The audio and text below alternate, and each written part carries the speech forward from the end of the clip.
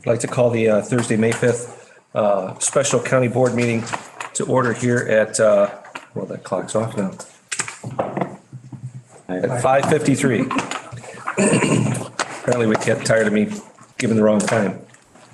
So we will rise for a pledge, stay standing for a quick invocation, and then get to business. I pledge allegiance to the flag of the United States of America and to the republic for which it stands, one nation, under God, indivisible, with liberty and justice for all. Dear Lord, Heavenly Father, we thank you for this opportunity to come together to do our county's business. We ask that you be with everyone in this room as we travel back to our homes at the end of these meetings. Please take us there safely to our families and our friends. Please be with the board members as we make decisions regarding our county. Give us the wisdom to do what is right. In your name we pray. Amen.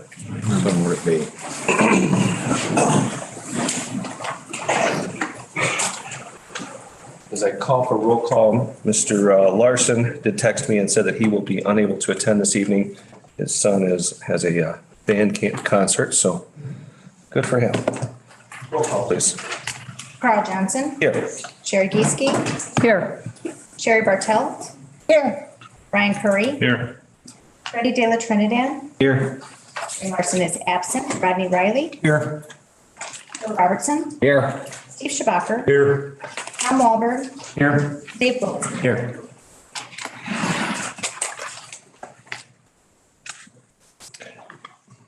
On the agenda, let me make sure we got. Okay, that's up first. Good. I'd ask for a motion to approve the agenda as presented. So moved. Second. Motion by Mr. Robertson, seconded by Ms. Gieske. Any discussion? All in favor, say aye. Aye. Opposed? Motion carries. Public comment. I have one public comment that was emailed here, and then I have a few others here that we'll get to. I'll read the email public comment first. This is from Jamie Robinson. It says, in the event the county is going to refuse my client's ability to participate in the public hearing through me, his attorney, who is sick and unable to attend in person, I would provide the following comments to tonight's meeting. I am concerned that the board is intending to approve an illegal moratorium. Moratorium essentially amends the county's zoning ordinance without going through the proper process of having a public hearing before the ZBA, as required by 2.10.1 of the zoning ordinance, and allowing people to present evidence and cross-examine witnesses. I would direct the board's attention to the case of Gary Wheaton Bank versus Lombard 84 IL APP 3D 125 for the proposition that a municipality cannot amend its zoning ordinance by resolution or motion. I also do not believe that the board has the authority to usurp the functions of the zoning officer without amending its ordinance or to revoke permits that have already been granted. I have several other concerns and objections to this moratorium resolution, including but not limited to the fact that the Boone County Fair is apparently exempt from the moratorium. So the moratorium will have a disparate impact on the Hispanic community. I am also concerned that the moratorium is essentially indefinite and there appears to be no criteria for how it will be determined that the 60-day moratorium be extended. I would argue the county to reconsider, or I would urge the county to reconsider taking action tonight, and that if it is interested in imposing a moratorium, that it goes through the proper process of amending its ordinance. My client has applied for additional permits for animal shows having nothing to do with a rodeo. If rodeos are the county's concern, then it should not legislate against other kinds of events permitted under the current ordinance, and my client should be allowed to proceed with his planned events. These events need to be examined on a permit by permit basis. Thank you, Jamie Robinson. She is with Burke, Warren, McKay, and Saratella, 330 North Wabash Avenue, Suite 2100, Chicago, Illinois, 60611. Oops, you can have that. Sorry. Next up, in no particular order, this is just the way they are on my desk. Gustavo Novarez. Mr. Novarez. Jamie already spoke for him. Oh, okay, so you just filled this out for her, sort of. Okay. Mario Hernandez. Did you want to speak? Yeah. Okay, just right up to the microphone, and if you would, please state your name and address, just for the record, so we have it, please, sir. My name's Mario Hernandez, and I'm at 628 West 8th Street here in Belvedere. And for what it's worth, Sorry, Mr. Hernandez, can you hold on a second? Doesn't seem to be working. I think I think it's just low. it is. let me just go through it now. Put it closer to your mouth. This.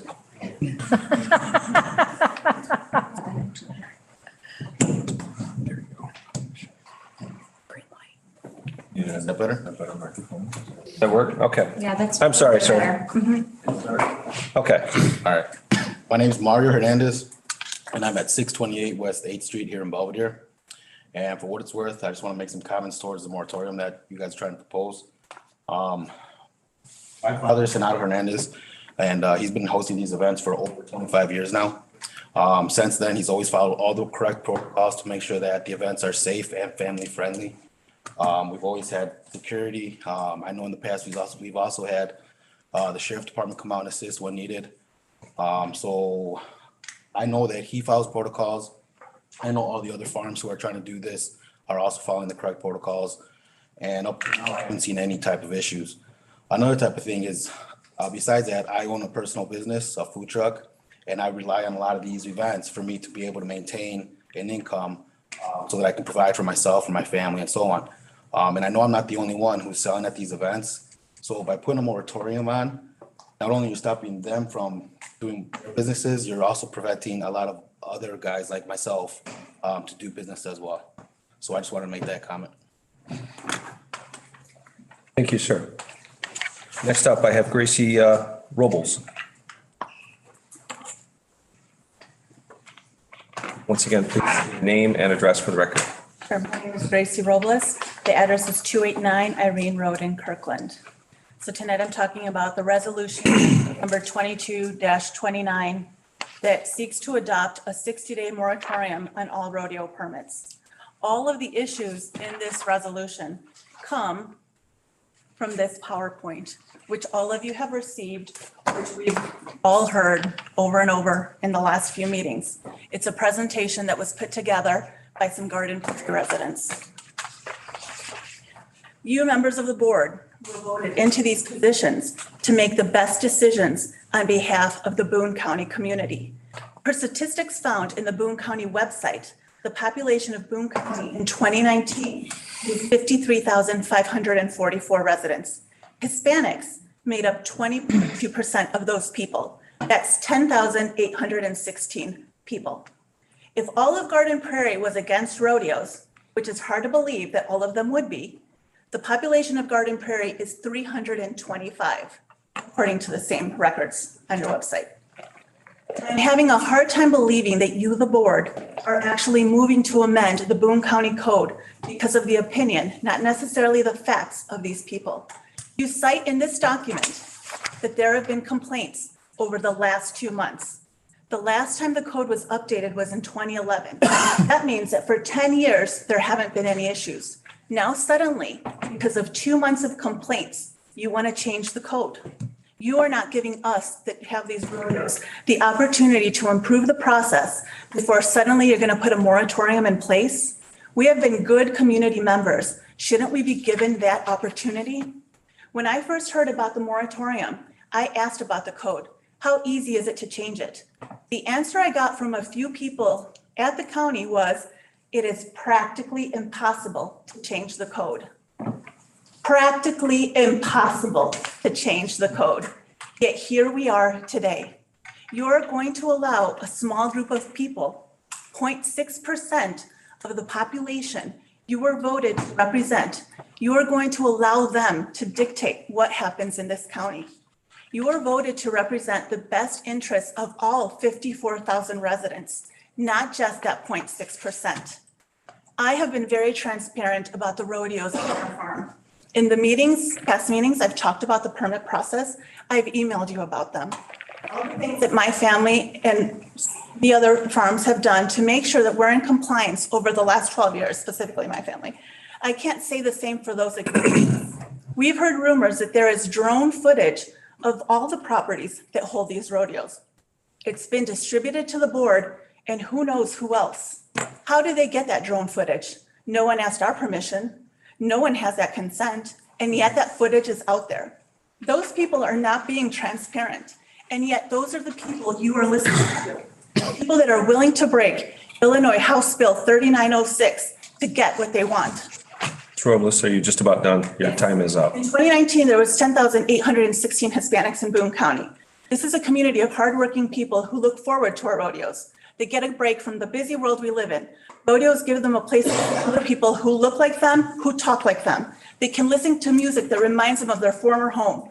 They run into people they knew back when they were kids. It gives those that enjoy that sport an opportunity to improve their skills and teach their sons and daughters about the traditions we left behind.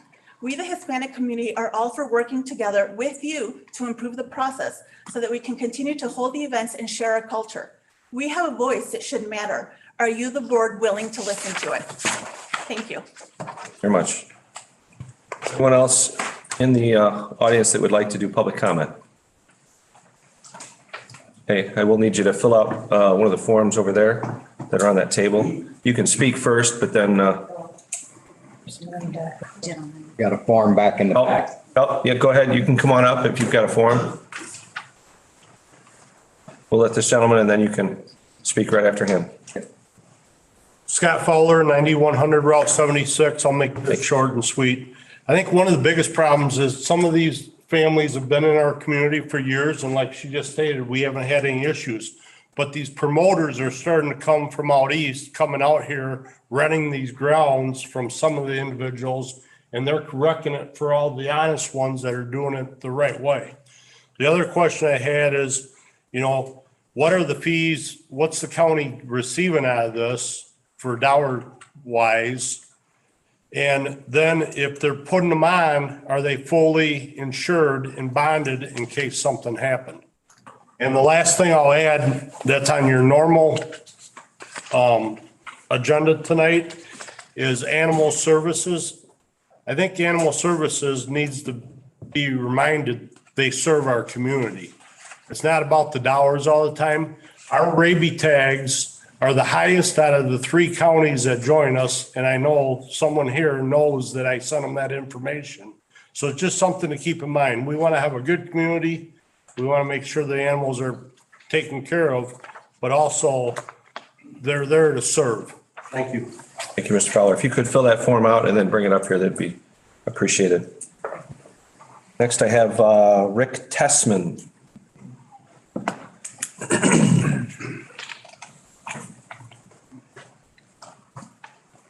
Thank you, sir. Hi, my name is George Santana. He's the owner of the Juarez Security Company. I got my license. Okay, I'm sorry. Mr. Tessman, I'll need your name and address for the record. And sir, I'll need your name and address for the record. He's the owner of War Security Company. Okay. He doesn't speak much English, Well, so that's fine. That's fine. I just need his name and address for the record. his name is Jorge Santana. Okay. He lives in Rockford, Illinois. Okay. We do security for these people here at the rodeos. Everybody here knows who we are. We do security for these people. Okay. I'm sorry, but I need an address for the record. Just Rockford, Illinois isn't an address. I'm sorry, sir. Your address, your home.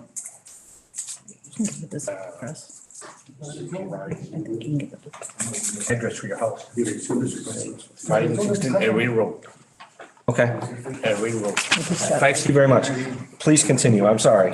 We do security work for these individuals. We've been doing it for years. We've never had any issues with anything as security wise.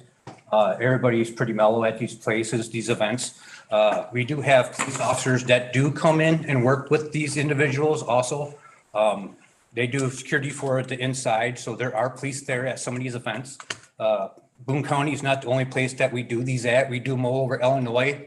We go to Indiana, we go to Wisconsin. We've been providing security for these people for almost 16 years. We've never had any complaints, anything like that with the people or anything. pretty easygoing crowd. I love the music. I love the festivities that these people have. It's something interesting to see, and you guys are wanting to take it away, and this is something these guys take pride in. This is something that goes on all the time, every month. This is the first time we've ever had any issues with anything about these rodeos here in Boone County. Pretty much, it's entertaining. It's fun. You got to go to it and actually see what it's about. It's not only about the event of the rodeo, of watching it. There's also the festivities, like there's events that these people bring in, these singers. There's concerts here that go on at these events also. It's pretty nice. It's I don't know how to explain it. But it's an easygoing crowd. You know, we don't have no complaints. We don't have no fights. We don't have no major issues with the police. We have state police that come in here from Illinois. We have different police departments that come in. They come in and see our security doing our job, and they're like, hey, good security, you know. They shake our hand and they go about their business and they leave. We stay there until the end of the night, make sure everything's taken care of. Basically, this is my boss. He's been my boss for 16 years. He considers me his right-hand man. He doesn't speak much English, but if he wants to say something, he can, if he wants to. Sure. So, but otherwise, that's about all much I have to say. Okay, thank you very much. Thank you. Next up, I have Eddie Botchus.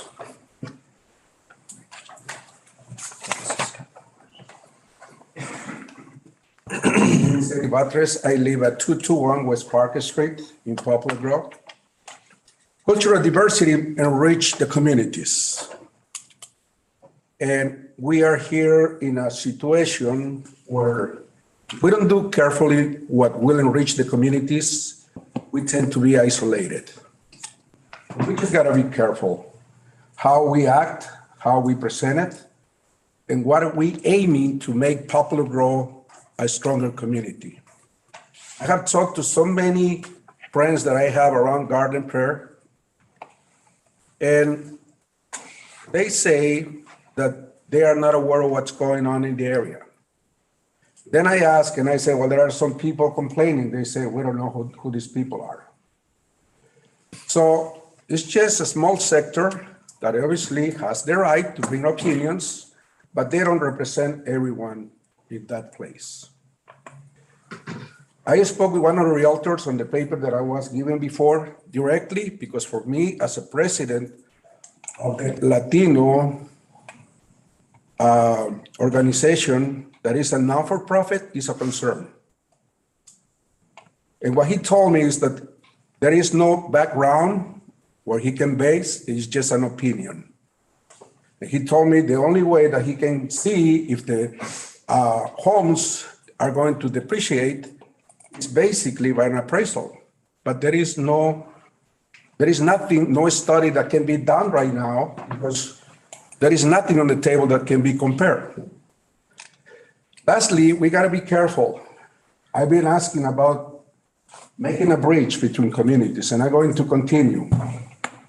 And unfortunately, last time I was here, as a goodwill, I went to some people and I shake my hands.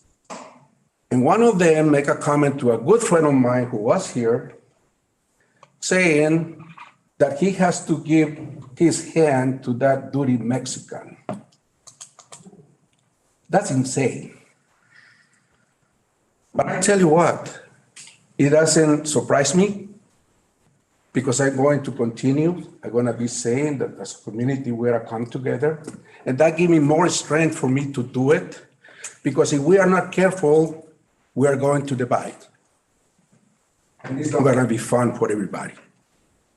When it comes to that circumstances, I just would like to let you know that according to the study of my DNA, my blood has roots of more than 1,800 years in this continent.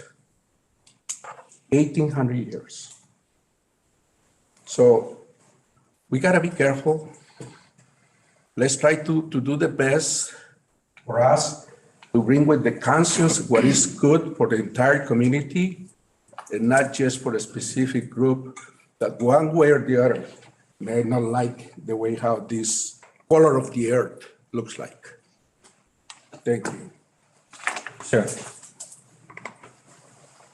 Is there anyone else? I thought I saw somebody else. Please come on up. Bring me your slips and I'll get you in order here.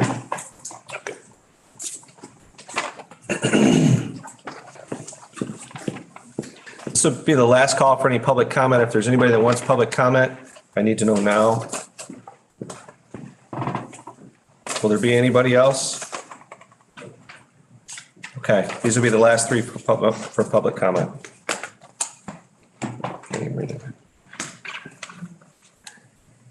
Gennaro Hernandez. Hello, my name is Gennaro Hernandez. My address is 7818 Route 173 in Papa Girl. I'm one of the guys that started, when this kind of events in Boone County.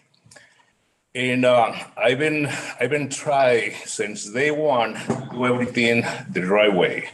I came to the board, I came to the county, I asked for, what I have to do, and I've been complying with everything that you guys asked me to do it. Now that you guys want to avoid the permits for us, I don't think it's fair.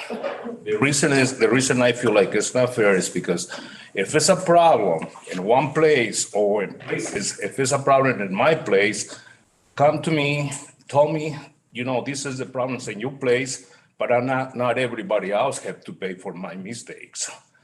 Means, and this is what I feel about it. Means, and about everything else, we got the security, we got the permits, and this gentleman was asking if we got insurance. Definitely, we got insurance. We were banned and something happened. Means, we is not going to do something and hoping that nothing happened. Means, we gotta be careful. We gotta take care of what we have. It means, we're insured and everything. We don't want a special treatment for anybody, or we want us to, we just want you guys to listen to us too. We are part of the community. We are like everybody else. Try to do our best and pay our taxes and do whatever we have to do. That means just listen to us or listen to the other people. Not just listen to a little people and ignoring everybody. And I hope that you guys make the right decision. Thank you very much.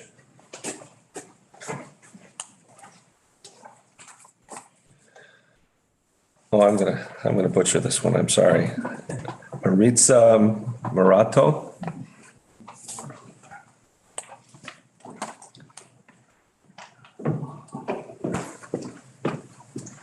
My name is Maritza Hurtado. Not even close. My address is 940 West 9th Street in Belvedere, Illinois. And I am here today to address the rodeos in Boone County on behalf of my family. Rodeos have been taking place in Boone County for over 20 years, but it goes back much further than that for us. My grandfather passed this tradition down to my father, and my father has now passed it down to my brother. It is a sport that my family and I enjoy together. My dad, brother, and husband as participants, and my mom, my sisters, and myself as spectators. I know that we are not the only family here with a history like that. My brother has been a part of this since he was born. I have watched him develop great friendships through the sport. I often see him and his friends training their horses and spending hours preparing for the upcoming events. These events allow our second and third generation Mexican Americans a way to preserve their heritage. It also allows them to develop a sense of identity away from many negative situations we see kids falling into. Notice that I keep referring this as rodeos as a sport. That's because to us, it is. These charros taking part in the sport spend many hours preparing their horses and themselves for the rodeos. This preparation allows them to take part in the sport properly, to do their best and prevent any injuries. Their preparation allows them, with any sport or activity such as American rodeos, for example, accidents may happen, but that is why charros practice, to prevent this from happening. Intentionally hurting an animal is never our goal. On top of this, I can also assure that at rodeos, the animals are cared for, they are given food, water, and rest. As it was pointed out by Gracie in one of the past meetings, each venue has a limited number of events they can hold per year. There is a cap and there are many requisites to be met in order to hold the events, including ending at 9 p.m. For many years, the organizers have met those requisites to hold their events. I have heard concerned residents speak of the alcohol served and the concern for drunk driving. We do not have liquor licenses and we do not serve alcohol. Drinking can happen anywhere, in someone's home or someone attending a different type of event. This will not occur solely because you allow a rodeo to take place. Many families we know have moved to this area because they take part in the rodeos. They have moved here wanting to buy their own land, to have their horses and prepare for the rodeos they love to be a part of. It is a big community that Boone County has. Our rodeos are not a place for us to go cause trouble with the intention of hurting animals and getting on the road under the influence, as some have alleged that we do. Rodeos are a big part of the traditions that we enjoy and take part in, and as a family, we would hate to see that taken from us. Eliminating the rodeos would hurt a very big part of the Boone County community. This is why I am here today as a Boone County resident to ask that you please take this great community you have into consideration and work with us to find a solution. Thank you. Thank you very much. And last up, I have Richard Wolf.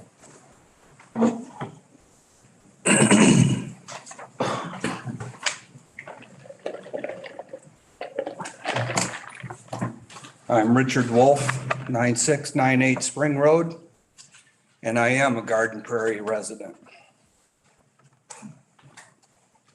As I looked on satellite view of Boone County, I found 5 of these backyard rodeos. The corral arena area is set up in their backyard, some of them taking up their whole backyard. And if they have these events, where are people supposed to park? Where are people supposed to go? How much danger is that for them? I suggest Boone County build this kind of rodeo arena for the Hispanic community so they can enjoy their rodeos at the Boone County Fairgrounds instead of popping up all over in our county. Let's have one central where we can make sure it is safe for the animals, for the people, safe parking. And that's what I have to say about that. I have looked on social media and seen videos of the tail pulling in one of these so-called rodeos here in Boone County. I think it's been taken off of there now. And they also have posted concerts. And if it's about a concert and a rodeo, it seems like it's 2 different things. When you have 8 bands on your poster and no mention of a rodeo, it's not a rodeo. You need to get a permit for a concert. And if it has to be at Boone County Fairgrounds, that's an appropriate place to have such an event. Not out in the community amongst neighbors. And these kind of complaints will happen. Yes, maybe it took this last one to bring it to a head, but we had to listen to one on Shattuck Road for years. And maybe it's only been a few years. It may have been the bad apple to ruin yours, sir, on 173. I don't know, but it is a concern. Enforcement. Who enforces? Who comes to enforce to make sure that the permit is being followed the way it was asked for? And if it's a small business, why do you need a big security? A security that you would think that's big enough that would Boone County Fairgrounds at these supposedly small businesses. So that's what I have to say about it. And yes, I have a different opinion. I'm not against the rodeos, but it needs to be more organized because it's popping up, not just in Boone County, Winnebago County, Ogle County, and in McHenry County. Thank you. Thank you very much.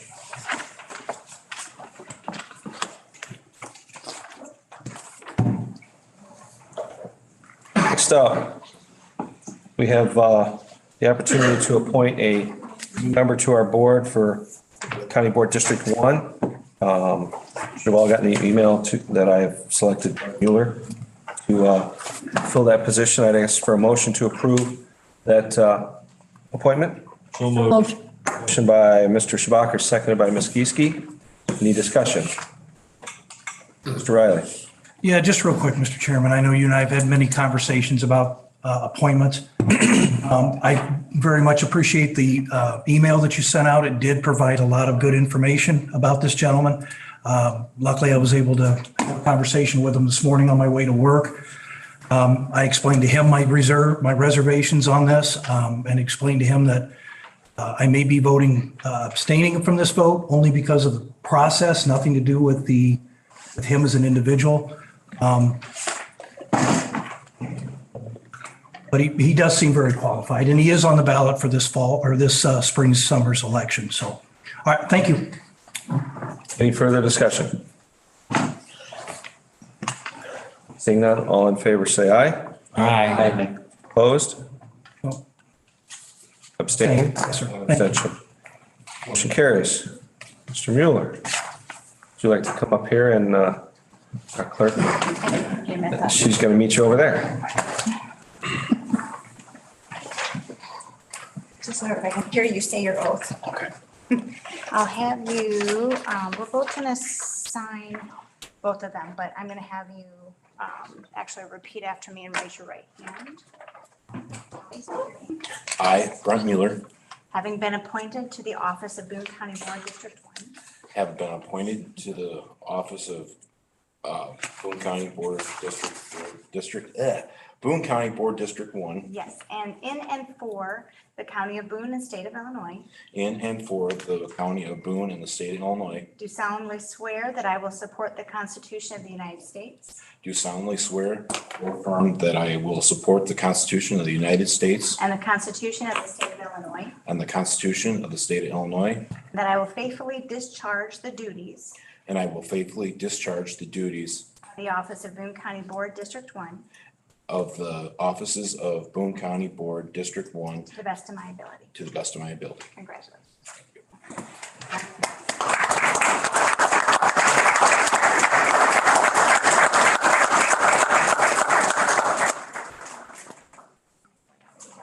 I will have you go ahead and sign this, and then I'll keep these. Just sign there and sign your name.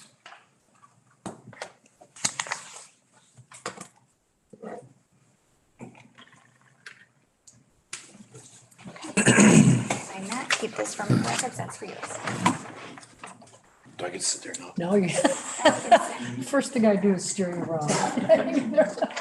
Now, Mr. Mueller, I know that you potentially had some prior engagements tonight. If you need to go and do that, you're welcome to go and do so. Yes, I do need. Thank you for being here for this part of it. Thank you for swearing me in, and there's some, I'll at least share you some cards, and she can pass them out. All right, thank you so much.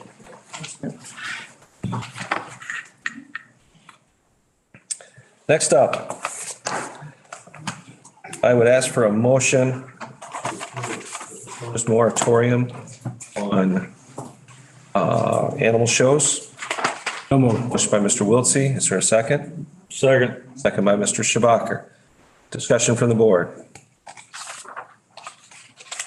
Mr. De La Trinidad. The first public comment, Mrs. Robinson, she stated that it was illegal to do this. So if it is, I'm just going to vote no then. I'll let the state's attorney take that one. Okay. It gets out of my realm when it gets to that part. My office has reviewed it and she cited case law. We believe that we have case law that supports the moratorium on an exception based on having a proposed change and also notice to any proposed applicant about the moratorium. So before anyone applied, they were given notice that the board was considering the moratorium here today. And also, there's no, these are temporary use permits decided, I guess, it's not like it's a special use or something like that someone already has a permit for. As of today, there's no permits that have been approved. for any temporary use permits of animal shows. So. Okay. Further discussion, Mr. Wiltsey. And if I recall, Ms. Robinson's letter email that you read, this does not amend the zoning ordinance. This puts a halt on the process while we consider what revisions we want to make from the application process through the zoning ordinance, the rest of it. Mr. Curry. I don't know if I can ask this. Ms. Robles and Mr. Gennaro, both of their permits for their rodeos have been submitted and aren't affected by this moratorium, or they have yet to submit for their normal rodeos? I'm not sure who has, but there have been applications submitted to the building department. They've gone out for comment, but none of them have been approved at this point. They were submitted this week. Will those be? There's been no permits approved at this point. The moratorium is for any permits that have been issued. And if one had been issued, they would have been revoked as well during the during the moratorium. But there's none that have actually been issued. So we would not be revoking any. There would just be no issues permitted. I'm sorry. No permits issued. Thank you. No permits issued if the moratorium is voted on and goes in place. Also, if it helps also, Mr. Curry, since our last board meeting, staff has given language or information to every potential applicant that the board would be considering this moratorium on this date. And if it were to pass, that any permit that had been issued from the date of the last board meeting till tonight would be revoked, because giving that fair notice that you can apply for a permit, but if you apply during this time and we vote to have the moratorium, it will be removed at that time. Okay, Ms. Gieske? I have to say, I think I'm still confused. In the memo on the resolution, it says the proposed resolution places a 60-day moratorium on permits issued under that section, of course, in the ordinance, and revokes any temporary use permits during that time. What is that time? The 60 days. So this was prepared, not knowing if anyone would have applied or that any would be issued. The building department went through their normal course of business. When they receive an application, they sent it out for comment. At this point, they have not issued any temporary use permits under the animal show portion of our ordinance. Can I do one follow-up? Yep. So in other words, that referring to the 60-day moratorium, correct? And one more question. Since we're going to begin an ad hoc committee, I think as far as the last sentence says, if we finish our work before the end of that 60 days, it can be changed. Is that correct? Am I hearing that? Yes. Okay. Thank you. Ms. Bartel. I'm going to be voting no against this moratorium for the simple reason I feel that we are picking on a special group of people who do a special thing because it is part of their heritage. Also, because this is their livelihood in some cases, and this is what they do. I don't feel good about doing this at all. I don't care if it was only for one day. I wouldn't be voting for this. This has got a slippery slope on it, that if we don't like it, we can extend it, and we can extend it, and we can extend it. I don't like this at all. I feel that in a way, this is a discrimination thing because we are discriminating against a certain group of people. I think it is a slippery slope. If we do this, I think that this county is leaving itself open for a lawsuit. That's all I have to say. Mr. Curry? I am struggling with this as well as one of the gentlemen stated that it's a punishment for everybody having rodeos. There are some of the rodeos have been going on for years and have not had any issues. And they operate under the guidelines without inflicting any negative impact on neighbors. They've discussed things with their neighbors where others have had that negative impact. So I can see both sides of that. But it's hard for me to punish those that have been doing it by the law. And I would urge those who might be in a tighter area or a tighter space that could inflict those negative impacts on neighbors to contact, as Mr. Wolf stated, if not the fairgrounds, but maybe utilizing some of the more well-known or more established rodeos. And I'm not sure if that's even a possibility, but maybe coming together and doing something like that. But I have a hard time with this one because I feel like we're punishing everybody and hearing the impacts that it has on the outside vendors and security and stuff like that. It's a tough decision to make. I've got Ms. Gieske, then Mr. Wiltsey, and then Mr. De La Trinidad. Ms. Gieske. I think there isn't one single person sitting in this room that isn't conflicted about this. And I probably would have a different perspective on this if the county board hadn't also said, we're going to take a look at this. And I'm not sure how we can take a look at it if we still have all this churning going on. And absent taking a look at it, that's what's going to continue to happen. I guess my second thing is that we all have our opinions. We all have our feelings, but really what we need to do is get down to some of the facts. What are the rules? In other words, what are our ordinances? What is the process that we follow? And are they being followed appropriately? Are they being implemented? And third thing is, are they being implemented fairly and equitably for everybody? And I think we have to get to that, get some of those answers, and then we can move forward on behalf of everybody, not the people that might not be doing the right thing or the people that are definitely doing the right thing. We've got to find some common ground here, as Mr. Botras has said many, many times. So I think because I am conflicted, but I think stopping it for a period of time, and trust me, on this committee, we're going to work as hard and fast as we possibly can to get this resolved. But it will at least give us not a clean slate, but at least will give us a moment to say, wait a minute, let's look at everything. Thank you. Mr. Wiltsey. Thank you, Mr. Chairman. I've been practicing law now for 42 years. For displays for 19 years. The comment that Grace Robles had that she has been told that it's almost impossible to change the code. I'm sorry, that's just not accurate. Tonight we have a change in the code on tonight's agenda. And yes, sometimes it doesn't move very fast, but it's not, that's not just not an appropriate statement. Actually, this is two parts, in my opinion. One is the application process and getting more information in advance.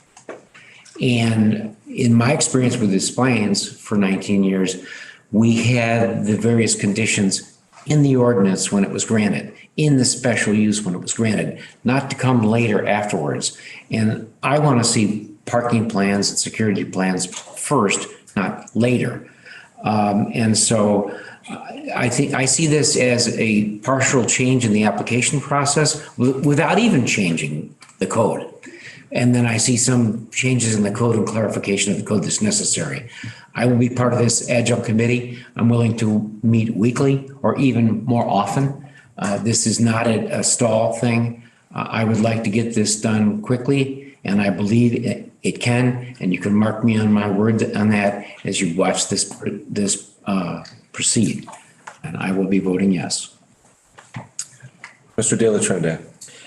I'm just going to say that I agree with Mr. Curry.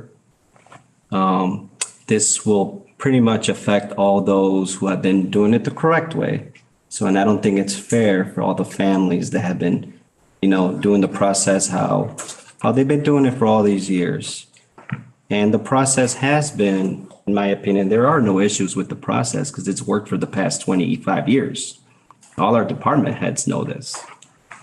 Sheriff's Department, Health Department, Highway Department, they've all approved everybody here when they do their permits. it's only been an issue until the few people started to complain. And then all of a sudden, everybody wants to change the code. I don't believe that. I don't think that's right. I don't think it's fair for the families who have been doing this forever. Their livelihood, they're part of their community. So, and then I'm not even sure about the whole legality of the whole thing. So I'm going to vote no. Mr. Riley? Just one of the things that Freddie just mentioned, I kind of sparked not a nerve with me, but just a reaction. I've been involved in this kind of stuff for most of my professional career. And I'm looking at this as it's not the people that are complaining that might be the problem here. I think it's more, and I don't want to take anything away from the people that have been doing this for many years and have a history in it and that kind of thing. But when we look at, and laws change all the time.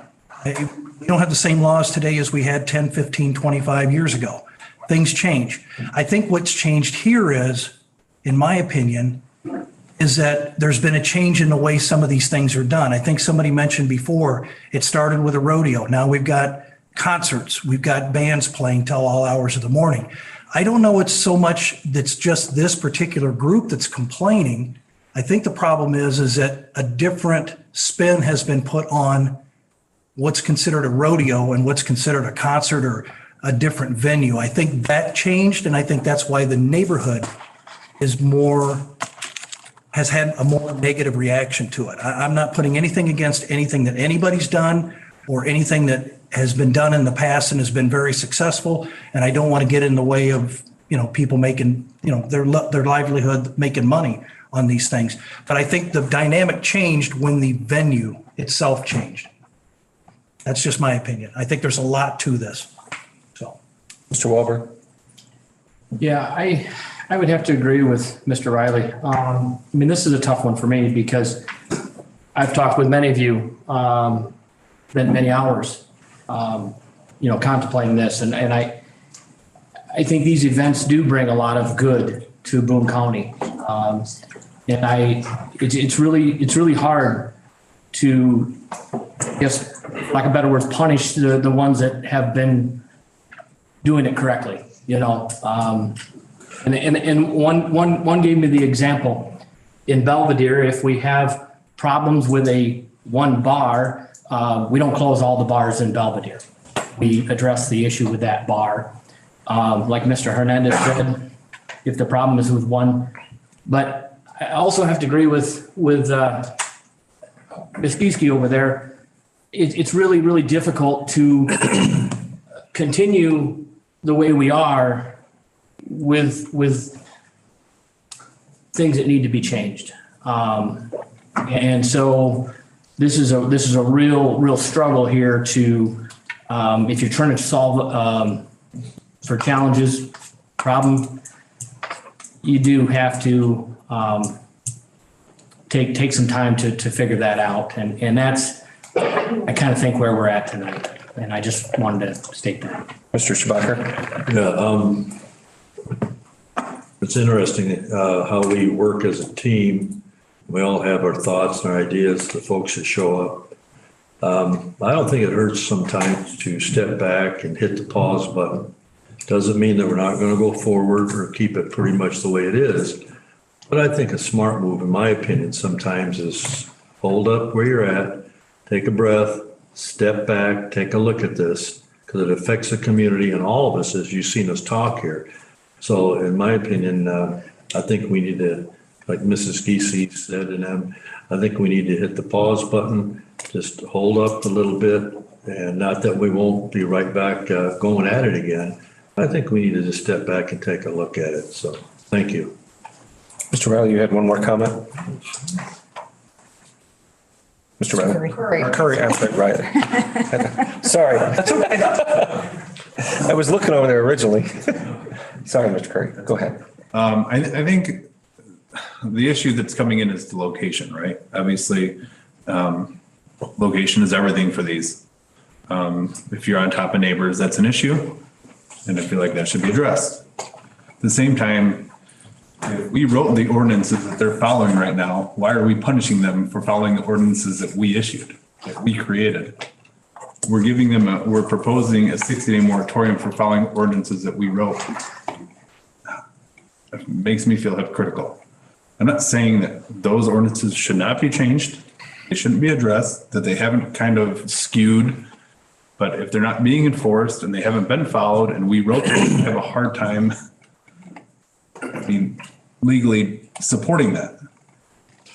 I'm also not saying that we should approve every rodeo that comes in front of us when it's in a location that doesn't appease neighbors or show horses or dairy cattle who, if music stresses them out, they lose percentage of milk production. I also feel like we should take all of those into consideration as well. So I think it should still be a case by case, but that's all. All right, thank you very much. Mr. Shabaka, one more time, thank you. Well, if we don't take a look at it now, then when? Thank you. Okay. Ms. Bartel. I will still be voting against this, but I want to make one suggestion. And instead of doing the moratorium, why don't we just go ahead, let the permits go forward, keep the IHOC in place to work on this. And when we have a change that satisfies those of us that are on that committee, then we make that change and we let them know. That way, nobody's livelihood is hurt. Everything can move forward. The people that would be getting the permits would have to be abiding by all the rules and regulations that are down now. And that way, everybody's livelihood, their families, everything can move forward. Hopefully, there is no problem. Because I still feel if we go ahead, we put these permits on hold and everything else. I know a few people have said we can get over this, we can do this in a matter of X amount of time. As of right now, we have one meeting scheduled for next Monday. If we're going to do this, we have to do it more often, but even that, if they have to have a permit 14 days before anything is happening, even if we do that, now you're almost to the end of the month before they can have anything happening, such as a rodeo or whatever. So we've already pretty much done away with the whole month of May. And every time we put off time and talking about this, their livelihood goes down the drain. And I just cannot, I cannot vote for this. I still go along with what I said before. This is basically a slippery slope. I don't want to go down it and stopping these permits. And I feel that if we do this, we're picking on one group of people that maybe only one or two have done something wrong. And we're actually hurting everyone. I just can't do it. I feel if we do this, we're going to be in a little bit of trouble. Mr. De La Trinidad. No, just. Oh, okay. Yeah. All right. Before we vote, I just want to say a couple of things. One of the things that was mentioned during public comment was that this board is wanting to take this away. I feel that's 100% wrong. That's not my opinion. I don't think there's anybody on this board that wants to take this away. In many cases, whenever you have something, we have a law or an ordinance in this case that's been written, it's been there for a while, and it's worked good. And there's many people that have done this for a long time and done it right and been respectful and followed all the rules and regulations. I understand that, and I am truly upset that we're looking at taking this this measure for those people, because the ones that are doing it right, the ones that are following the rules are the ones that are being punished for a few bad apples. But unfortunately, when somebody comes in and they find a way to find a loophole and abuse the system, the only way to correct it is to reevaluate it, go through it, and make sure that that can't happen, so that those individuals who are doing it correctly, have been doing it correctly, can continue on for many years to come. I agree this is an important part of the community in Boone County. And I want to see them continue. But I also want to see them continue in the right way so that somebody else can't come in and find a way to abuse the system and we have to go through this again. I've asked Ms. Gieske to chair this ad hoc committee. And I did so because I know that she'll push it, and her and I have talked, excuse me, multiple times on this issue about things that we need to address and need to make sure we address from the very start of the process all the way through the completion of the event. How do we go through it? What do we do? Everything. But not just that. It has to be quick. This needs to be done as absolutely as quick as possible, but it also needs to be done right. To do that, she's going to ask, that committee's going to ask for everyone in this room's help to do so, to find the right way. And I hope you'll participate, because if you don't participate and then it affects you, then that's your fault, because we want everybody included. We want those individuals and those families that are doing it and have been doing it right for years to be there to help guide us. What works, what doesn't work? How can we make this better? How can we make it so we don't have to do this again? I think it's unfortunate that we have to take this step, but I also feel it's the best way to make sure that we protect the entire community as we move forward. That being said, we have a motion on the floor. A yes or an aye vote will approve it, or no vote will go against it. Can we have a roll call, please? Carl Johnson, Yes. Sherry Gieske, Yes. Sherry Bartelt, No. Ryan Curry, No. Freddie De La Trinidad, No. Ray Larson is absent, Rod Riley, Yes. Bill Robertson, Yes. Steve Schabacher. Yes. Trent Mueller is absent, Tom Wahlberg, Yes. Dave Wiltsey. Yes. That motion carries. We have anything else for the full board? I don't believe. Chairman, I'm sorry. I just wanted to announce that the Rodeo Ad Hoc Committee will be having its first meeting Monday, May 9th at 4 PM in this room. Okay, in case anybody did not hear that, the ad hoc committee for animal shows, rodeos, will be Monday, 4 PM in this room. You are all invited.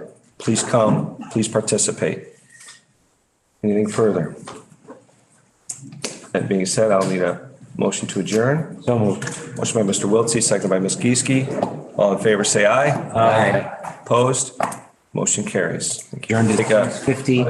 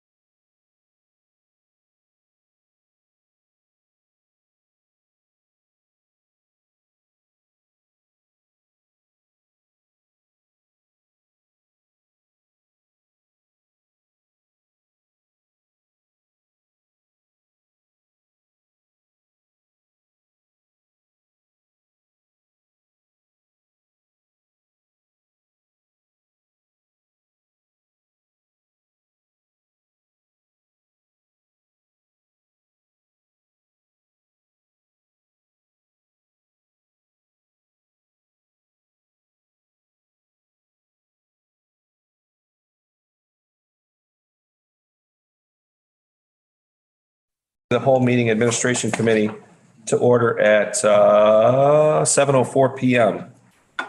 We'll start with roll call. Carl Johnson here. Sherry Gieske. Here. Dave Wiltsey. Here. Ray Larson is absent. Steve Schabacher. Here. Brian Curry. Here. Tom Wahlberg. Here. Bill Robertson. Here. Sherry Bartelt. Here. Rodney Riley. Here. Freddie De La Trinidad. Here. Mr. Mueller is gone. Next, I'd ask for a motion to approve the April 7th County of the Whole Administration meeting minutes and the April 7th Committee of the Whole Administration meeting executive session minutes. Motion by Mr. Robertson, seconded by Mr. Schabacher. Any discussion? Mr. Wiltsey. Just at the top of page 10, it's kind of a fragment sentence. It says, Mr. Wiltsey wanted to point out paragraph 7, 3 specific items in the proposed use. Footage, front door, an attachment to the garage, and a third stall were all set forth. In other words, so that I'm pointing out that those things were all on the application. So if it would just say, we're all set forth. Okay. Any other discussion on the minutes? All in favor with those changes signify by saying aye. Aye. Opposed? Motion carries. Next, I accept a motion to approve the agenda. Motion by Ms. Gieske, seconded by Mr. Curry. Any discussion? All in favor say aye. Aye. Opposed? Motion carries. Public comment. Do we have any public comment from the room? I see none. I have one public comment that was emailed in. I'm going to give my timer to the state's attorney because it's a long email, and I'll let her time me in. If we get to 3 minutes, then we're done. Let's see, who is this from? Let me find their name and address. Looks like Daryl Caballo, and I don't see an address. Is it on there? Okay, I'm sorry. Daryl Caballo, 11-523 Cross Creek Estates Lane, Beer, Illinois.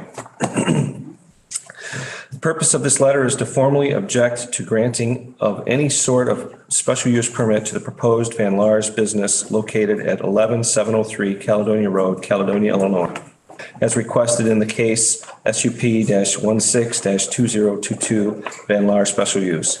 As a property owner to one of the adjacent affected lots, I am completely against the approval of a special use permit that would be used for commercial purposes. Purchased Van Laar lot is an agricultural lot that should be solely used for farming crops. This area is not zoned for commercial use as per Boone County's code, and the proposed use of the property is intended to be a larger developing commercial operation that belongs on a commercial lot or a different type of lot that will not impact developing residential areas. The fact that Van Laar's are bypassing these restrictions via a special use permit should not be allowed due to residential impact and conflict of interest, reasons stated below. Granted, the impact of this special use permit would be detrimental to our neighborhoods and surrounding areas for many reasons that will be listed below. Currently, there are many commercial lots and locations available that could be purchased and used for the proposed permit, of which are better suited, but it seems that this is being rushed with little notice due to county political influence.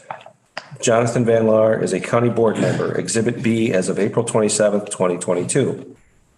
Upon speaking to the majority of my residential neighbors, we are all in agreement as to the reasons for our objections. Our overall concern is that the approval of this permit would bring negative and detrimental consequences for our neighborhood. Below, you will see just a few of the many concerns for our position against the approval of this permit. Impact to neighborhood. Increased traffic flow will make Caledonia Road more dangerous as cars are already traveling at faster speeds. Increased traffic through our neighborhood of vehicles and commercial vehicles trying to make a U-turn. Increased vehicle congestion. Increased machinery noise. Increased dangerous pesticides that affect human health due to related apple orchards. Increased public noise. Increased trash. Public enforcement is secured by county sheriff who has fewer resources than the city. Surrounding areas are developing residential areas, not rural. And Lars also purchased adjacent farming lots to expand their operation, which was not mentioned during County Board of Appeals. John Van Laar is on the county board, and therefore we have a conflict of interest. If he is no longer on the board, the conflict of interest still holds as members were his colleagues, Exhibit B. approval should be reviewed by a committee not affiliated to the Van Laars. Exhibit C indicates that the property proposed is Belvedere terrain, yet the zoning and planning letter sent out a letter proposing it is Caledonia. Confusion around this topic. As an adjacent neighbor who attended the Committee of Appeals meeting on April 26th, I can directly say that I witnessed a one-sided biased presentation by the county planner, Izzy Montano, that made no comments of any objections or concerns that were submitted regarding the Van Laar special use permit.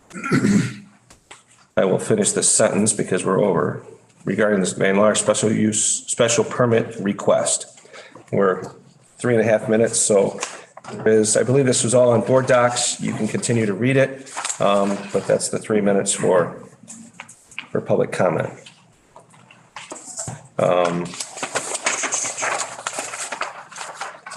Dan, you want this? Oh, I guess it's already on board docs, so you don't want to do it. Okay. Any other public comment? All right, next up, this goes to Mr. Curry. All yours, boss. Thank you, Chairman. Moving on to section 6.1, public safety and the sheriff. The floor is yours, sir. Thank you. Thank you. Even though the sheriff's office and that operation is the most important thing under the county umbrella, I'm going to keep it short.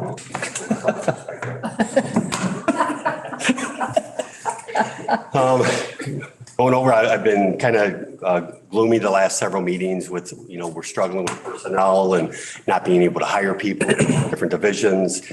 Just give you an overview as we always do monthly on the overtime report. The patrol is 4% over budget. Dispatch is 21% over budget and corrections is 13% over budget. Very good news though, police for our patrols. We had a brand new officer graduate from the Police Training Institute 2 weeks ago. So he is on our FTO, so he's out and about, which is fantastic. Even if we don't have 2 cars going, having 2 officers for officer safety is really huge. So it really gives us almost like an extra patrol. We have a swear-in ceremony tomorrow, which everyone is invited to, as always, at 10 a.m. at the Public Safety Building. We are hiring 2 new officers, which we are very excited about because we need to bring up our ranks. Bobby Pester, who has been in our corrections facility, working as a resident. He's been back there for 4 years. Extremely exciting. Great kid, local kid.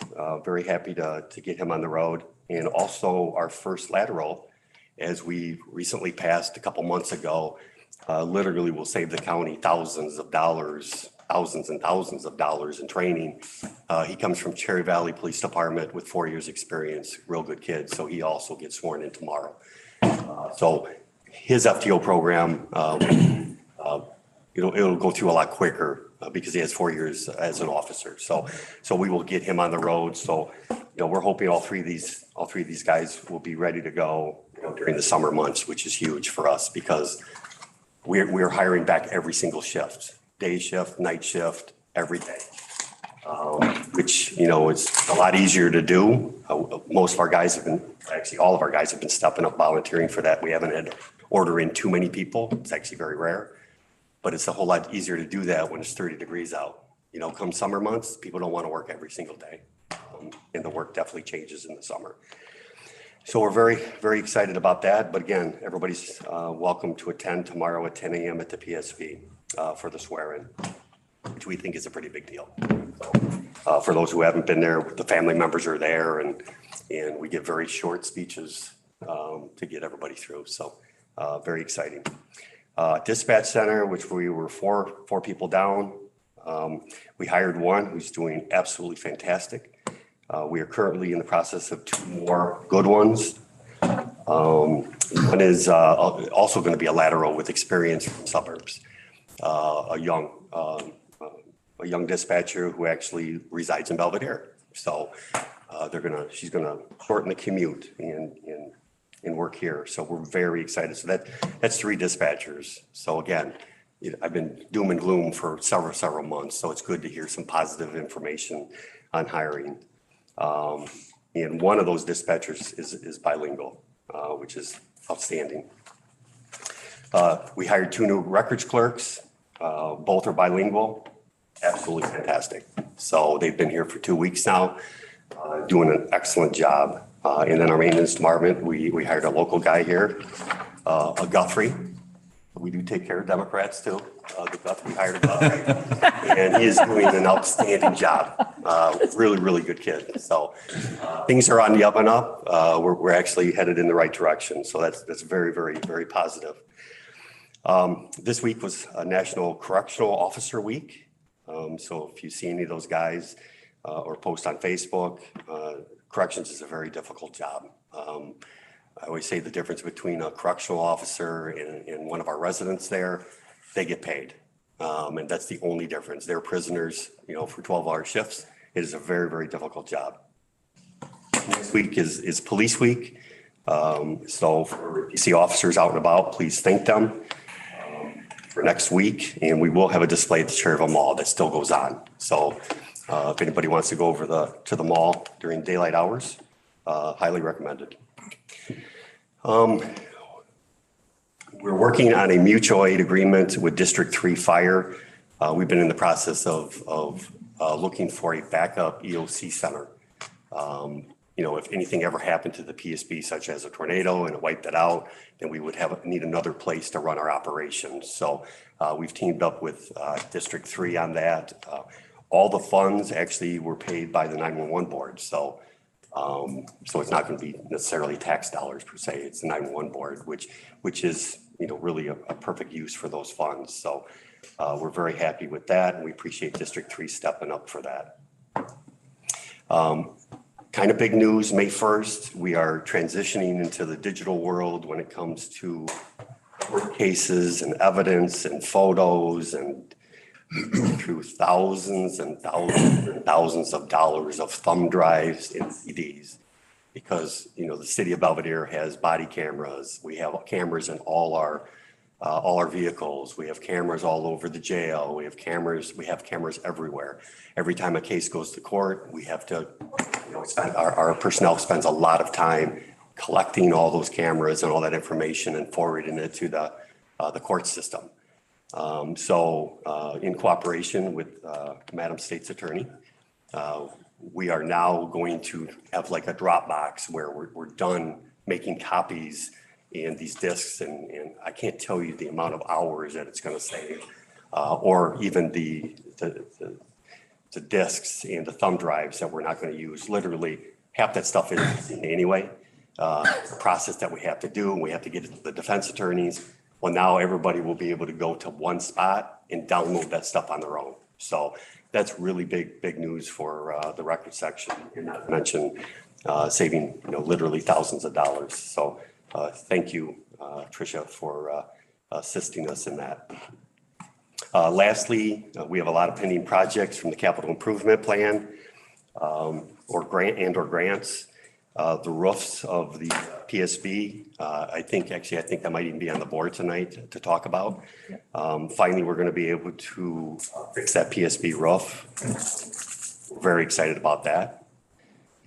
We're looking at new carpeting in the courtrooms, which are extremely worn. Pouring new cement sidewalks in front of the PSB. We've had multiple people fall. We've been sued multiple times. This is something that's well overdue. So we're going to be doing a lot of this maintenance finally of fixing some of these buildings and including the roof on the courthouse. So I might be happy to inform if they can get the product to do these. We may never have to talk about another bucket again for the first time probably in Boone County history, at least for the last 20 years. So we're going to be really excited to get rid of those. So other than that, I tried to keep it very quick for the other department heads because they have a lot of important things to talk about tonight. So if there's any questions, I'm more than happy to answer those. Any questions for the sheriff? Mrs. Bartelt? Dave, I want my picture. She wants a picture, Dave. Any other questions? Any other questions for the sheriff? Just a comment, Sheriff, you mentioned that at the swearing in ceremony, a few short speeches, so you must not be talking. I am talking, but I keep it short. Oh. Ran well over your 3 minutes. It's actually a really cool program and it means a lot to the family. So definitely if you guys happen to be in the area. Is it a particular courtroom? It's in the basement of the PSP. In the basement, okay. Training room. Okay. And it lasts less than 20 minutes. So, yeah, it's a really big deal. And I can't tell you, we're very, very excited to get some new guys in here. So it's great news. Awesome. Any other questions for the sheriff? All right, thank you. Thank you. Next up, 6.2, Highway Department. Highway Engineer, Justin. I've got 5 really quick items. They're all on board docs except for the last one. It came in after the items went on board docs, so I'll cover that really quickly. That is an update from, some of you might recall the Volkswagen lying on their emissions. They got, there's a suit that came about, we're talking billions of dollars that was distributed. Illinois got like 108 or 103 million. Boone County was not part of that. We fought it. In fact, Ken Terranoni and I went and testified in front of the Illinois EPA down in Chicago, 2017. So I've been kind of fighting it in the background a little bit off and on without any success. We've got our most recent update that's on board docs. You can take a look at that at your time. Item number 4, I'll kind of work my way up from the bottom. Or let's 3. We've got a suspended beacon that we've talked about in the past for Poplar Grove Squaw Prairie intersection. That's the flashing red for Squaw Prairie and the flashing amber to slow the vehicles down on Poplar Grove Road. That has started and ran into a couple issues with a ComEd service, but that should be hopefully before June. We'll have that fully installed. Number 4, I'm going to just periodically bring up a couple of items, common questions and facts to share and hopefully educate the public on these items. Quite often we get the question of who's responsible for the driveway between the road and the property line or the right-of-way line, your entrance. So the quick short answer to that is the homeowner, once they get approved permit for that access, they're required to pay for it and install that, including the culvert, if there's a culvert needed. And then after that, the county takes possession of that and we maintain it. So any kind of maintenance that goes with that, with the culvert or the driveway, that is the county or the other jurisdiction based on the roadway. That's a very common question, and I just wanted to bring up some of these common questions periodically. And then I'll start back at the top of the list here. We've got a situation at the Highway Department where we're going to be anticipating short some staff, and to counteract that, we're going to overhire. We have an opportunity potentially to have some good candidates out there, and so. We've got a retiree coming late this year. We've got a couple guys out with knee surgeries. So this summer we're working with townships to cover a lot of this, but to fill that vacancy in the retirement, we're based on the budget. I can hire somebody in July, have them start in July, and still stay under budget. So that's what the plan is right now. So we're. There won't be any impacts to budgets, and hopefully that'll be a smooth transition going forward. So I just wanted to bring that to everyone's attention. Number 2 is probably the most critical item that I'd like everyone to think about a little bit more. And it's my last item that I talk about tonight is the US Route 20. We've talked about this many times. The improvements that IDOT is doing between Winnebago County and the city of Belvedere, making that from 2-lane to 4-lane. The specific item is the pathway. So there's a proposed pathway along the south side of the roadway right now. IDOT, there's a state statute commonly referred to as complete streets that I've copied on there. That statute basically says that IDOT must consider, alternate forms of transportation, basically sidewalks, paths, that sort of thing, as part of their study and their design process. Based on the regional R1PC Greenways map, based on our comprehensive plan, other planning documents, public input, it warrants a an alternate form of transportation, like a path in this area. So IDOT concedes that, yes, they do need to do something there. They're proposing to build a path. The state statute does not address maintenance of that long-term maintenance responsibility. So IDOT's coming to local agencies, including the county highway department, asking us to take over future maintenance of that pathway. Just to make it short, my response is that's not a good idea. For us to take over a maintenance of a path within IDOT right away that is something that we're really not in a position to spend those funds within IDOT right away. It's just, there's many reasons, I guess. I don't need to get into all of them, but, just in general, working within another jurisdictional right away, especially IDOT's, poses some situations that could arise. So what I did was this past week, I formed a quick meeting between the county, city, conservation district, and park district. And I presented the situation to them. See, they're kind of the partnering agencies that would be of interest to this pathway. And we discussed it over and we all came to the same conclusion. They are going to go to their respective boards and discuss this with them. But as of right now, we're all leaning towards telling IDOT thanks, but no, you guys, state is making you put this in, you guys figure it out and maintain it. So that's what our thought is. The state has come back and said, well, if you guys don't agree to take it over, we are going to, in this document that I'm paraphrasing, I guess, or is on board docs as well from IDOT. But they're basically saying that no, if you guys don't take the future maintenance route over, we're not going to build it, which I think that is not easily done. I think the complete streets is going to force them to do something. Maybe it's not a path, maybe it's a shared use lane on the roadway, but something. So I just wanted to present that to you guys tonight for your thoughts. And I don't have a formal vote or a formal action on this item, but if there's some discussion or differing opinions on what we'd like to do with this, the IDOT's asked us they gave us a 30-day, as of April 27th, they gave us 30 days to respond to that letter of taking over maintenance. So that's all I have for my report tonight. Any questions for Justin? Go ahead, Mr. Wiltsey. Do we have any idea what the maintenance costs ballpark would be on such a? Yes, that was one of my first reactions as well. And I backed into it's going to be $8,000 or $9,000 a year is what I came up capital cost.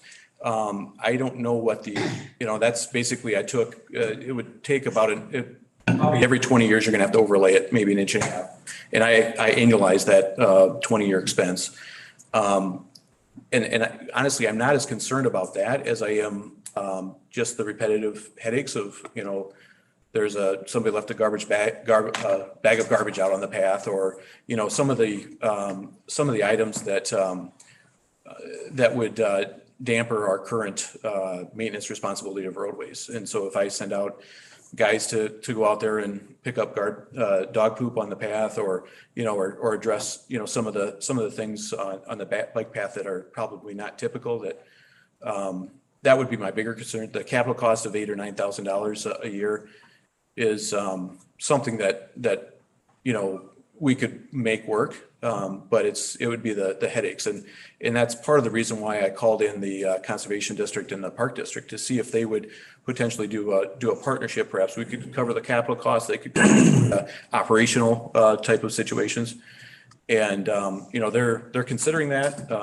I didn't get a yes from them, but that's being considered as a potential card in our back pocket if IDOT comes back and wants to work with us on it. So, but yeah, so 8 or 9. It doesn't really link up to anything, right? It's just kind of a spur. So it would link up to the pathway that's currently, it would link up to the city of Belvedere sidewalks, and then also the pathway that goes up to the schools and up by the RVC center there. Oh, okay. So it would link up with that on the Belvedere side.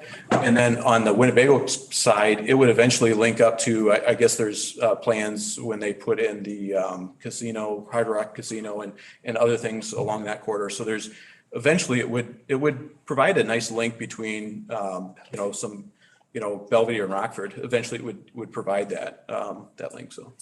Thank you. Sure. Eventually, those adverbs will get you every time. So, but as far as for what it's worth, I concur after I read it, I thought, this is not a good deal. But I do have one other quick question, that VW thing. I looked at the new map, and does that mean we still are out? Well, because they had a lot of red in there that gave us more numbers, I thought. That was my reds. So cool. I had a package in there that I submitted to and that so the item that you have that is up on our screen right now. So those are all, documents that I put that are consistent with their criteria. So I took their criteria and I applied in fact, that map there might be the one, and that red is Boone County. And so that whole packet is what I gave to the state of Illinois EPA, saying that, hey, I applied your criteria to Boone County specifically, and we not only meet it, we actually are above a lot of the other communities. And that's a part of our testimony when we went downtown Chicago to the Illinois EPA. I mean, on a lot of these criteria, we're way above a lot of the other recipients, and it's very frustrating. And in fact, I put a lot of effort into this thing, and I think we're up against some bigger heavy hitters. And there's $108 million in the state of Illinois that's being received from this, and I believe that some articles I've read about it, that a lot of it is being consumed by the RTA, the Regional Transportation Authority within Chicagoland area. So, and I think that's their intent, I guess. One thought. Go ahead. Sure. And now you've solved the mystery, because their ridership is so low, and these metro trains and all this kind of ridership. Okay, you've solved the mystery. You're a genius. Any other questions for Justin? I had one question, Justin. You said overlayment of the path as upkeep. It's going to be asphalt. There's not an option for concrete with the price of asphalt right now. What is the comparison, or do we even have a choice in that matter? That could be brought up. Generally speaking, it's still not going to be, cheaper to go with concrete on a pathway. And even with concrete, you're going to have, on a path, it's, you might get a longer life out of that concrete, but most likely your repairs, asphalt is less expensive to do your future work on than concrete. Once concrete fails, you have more acute failures, and they require more significant work done on those. So, I don't know. I don't think it would change, annualizing that cost back in the $10,000 range. I don't think it's going to make that come down much at all. Thank you. Any other questions for Justin? Thank you. Thank you. All right, we will move on to quarterly department presentations and start with the state's attorney, Tricia. Thank you. The sheriff did steal a lot of thunder that I had regarding electronic wonderful discovery. So it is a big step, and it's something that we've been working towards and hope to just continue to the point where we're going to eventually be all digital discovery. It will save not only the discs that he was talking about and thumb drives, but also paper costs. It's printing out, hundreds of pages on cases. So we did start on May 1st getting the digital material from the sheriff's department, and then we started with the public defender's office. We're using them as a test run because it's a little more complicated on their side using Dropbox, just the figuring out how to run the videos. So we're working with them to make sure that they know how to run the videos. And then from there, we're going to branch out from there. So that's exciting. And again, our goal is kind of probably by the end of the year to hopefully have, at least in the felony cases, everything being just sent via email. Otherwise, I don't have a whole lot to add other than what's in my report. We do have a murder trial that's going on. It's a bench trial, so it's bifurcated, but I did want to at least mention, giving kudos to my office in the sense that we had to have the mother of the victim flown in from Florida because was a necessary witness. She only speaks Spanish. Her plane got delayed several times on Saturday. My victim witness coordinator took it upon herself. She was communicating her with via text message and ended up their ride fell through at the airport, and it is our responsibility to transport them if possible, if necessary. But she actually went with the sheriff's deputy to O'Hare about 11:30 Saturday night. So that she could be with them because they're her contact in our office, as well as they speak Spanish and she speaks Spanish. So I guess I'd just like to kind of give a shout out to Maria in my office for doing an excellent job of her own initiative. And that's just, I think, goes to show, kind of like the sheriff always says, this is what we do in Boone County. And it just, a lot of people in my office go above and beyond. And that's just one example of it. But it really helped make this woman, dealing with probably the most horrible thing that's ever happened to her, at least try to ease some of that anxiety and with that travel. So the trial is currently, we're waiting to restart it on May 20th. So hopefully by next month, we'd have a verdict to relay to you on that. Other than that, the only other thing I wanted to mention was I'm part of the Boone County Drug Prevention Coalition. They are having an event through the Belvedere Chamber for one of their after hours events. And I wanted to extend that invitation to all the board members to possibly go. It's next Thursday. So it's right before our board meeting. It's from 4:30 to 6. You do have to register with the Belvedere Chamber, but it's free for board members as we're part of the chamber. And it's at the Funderburg House. So not only would you get to see a landmark here in Boone County, but also learn about the Drug Prevention Coalition and what they do and other ways that they support the community. There's going to be giveaways, that sort of thing. So you could have the time and you can come before the next meeting. That would be wonderful. That's all I have, and I'll take any questions if anyone has any. What time? Oh, I'm sorry. Sorry. Good. Oh, what time was it? It was from 4:30 to 6. That's what I was going to. There you go. Thank you. Any other questions for the state's attorney in the boardroom? Thank you. All right, thank you. Moving on to the public defender. Kate Cross is not here tonight, but has submitted a written report, and I believe Dan will take any questions if anybody has them. And I actually had a message from her as well. She's on vacation this week. It was pre-planned. She didn't want to miss the meeting, but she will be available at the finance meeting next week. She plans to come in person in case anyone has any questions for her. All right, thank you. Any questions in the boardroom? All right, thank you. Next up, 7.3, probation, Mrs. Gallo.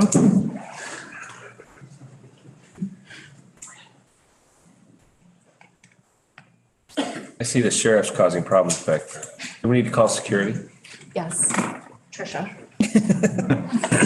We're not going to have him removed. We just want him to have to stay here closer, sit in the front maybe. As long as I can go.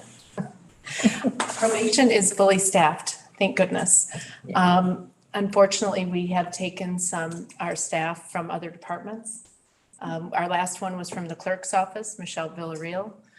She worked at the clerk's office for about 6 months, and prior to that, she had worked at Rosecrans, coming to us with knowledge that we need to work with our clientele with mental health and substance abuse. So we're pretty happy about that. Now we're just training 3 new people at the same time. That's been a little challenging, better than being short-staffed. My next item on my narrative was AOIC, the Administrative Office of Illinois Courts, and all local probation departments are working on gathering all of our information electronically. We have been gathering it for years on paper. We do it on paper and then submit it to AOIC, and then they compile it. But then, not as much work gets done with it as we probably could do with it. As we have Qualtrics, which is a case management vendor that will collect the data and we'll start analyzing the data. So this has been a pretty big venture that we've been working on, mainly AOIC and our case management system, along with the IT department to get all this sent. There's several case management systems throughout the state of Illinois. So they all will go into Qualtrics and then analyze the data. Hopefully the rollout is going to be July 1st. That's a soft date, but that is our goal date, is July 1st. So, and as also noted in my narrative, my detention line item is over budget at this time. We talked about this the last time I was here, and I've been giving the board updates about that. We just are responding to the crime in the area. So some violent crime that's been a result of. Any questions for Mrs. Gallo? All right, thank you. Thank you. All right, 7.4 Circuit Clerk, Mrs. Caduto.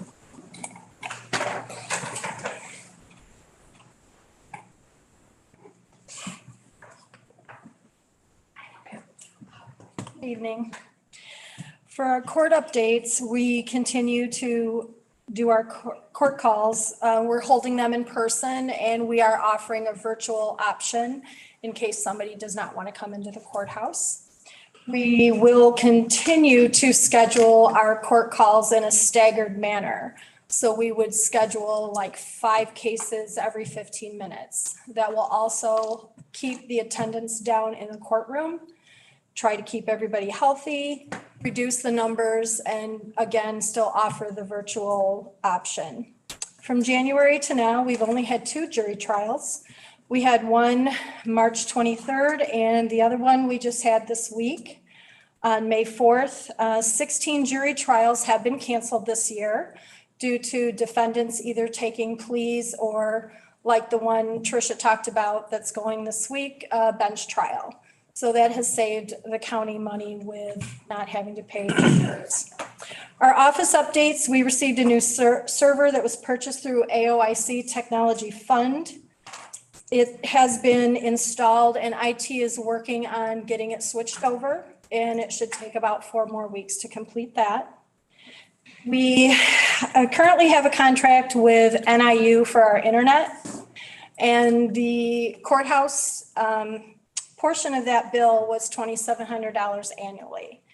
So we are switching to a different provider called Syndio, and our courthouse portion, which is split 3 ways between the PSB and the administration building, our portion will be $1,300. So it's going to save us approximately $1,380 annually. We're also looking at a way of saving money for publishing notices. The county, juvenile cases, anybody that has a fee waiver that needs to publish in the newspaper, the county has to pay for those bills. So we're looking at working with a company called Statewide Publishing, and they will help bring the cost down. And how they do that is we would have a template for a notice that we would send them. They do all that back end work that the newspaper or the publication would do. And so all we would have to pay is for the setup fee. And then that will bring the cost down.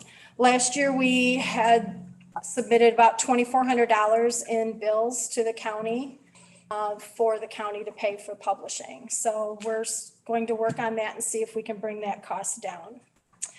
We're holding monthly meetings with our justice partners to create new procedures and forms on the upcoming bail reform that will start on January 23rd.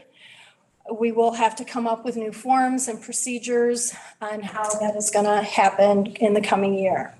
Staffing, to help alleviate the difficulties in our office of being short 2 deputy clerks, we're working with cross-training. We're cross-training our deputy clerks within each of the 3 teams, and that is helping with the court calls and the office functions, but it's kind of a Band-Aid. It's not resolving our staffing shortage, but we have placed, we've put out a help wanted ad. We do have the application on our website. And then Friday, April 29th, we experienced an electrical outage. About 30% of the courthouse went without power. So due to the outage, we were supposed to do our month ends. And we will, there was going to be a slight delay in getting the funds out to whoever was going to get a check for the month. That's all I have. Any questions? Questions go ahead, Mr. Schabacker. Oh, okay. Have you received any applications for those positions that you need to be filled?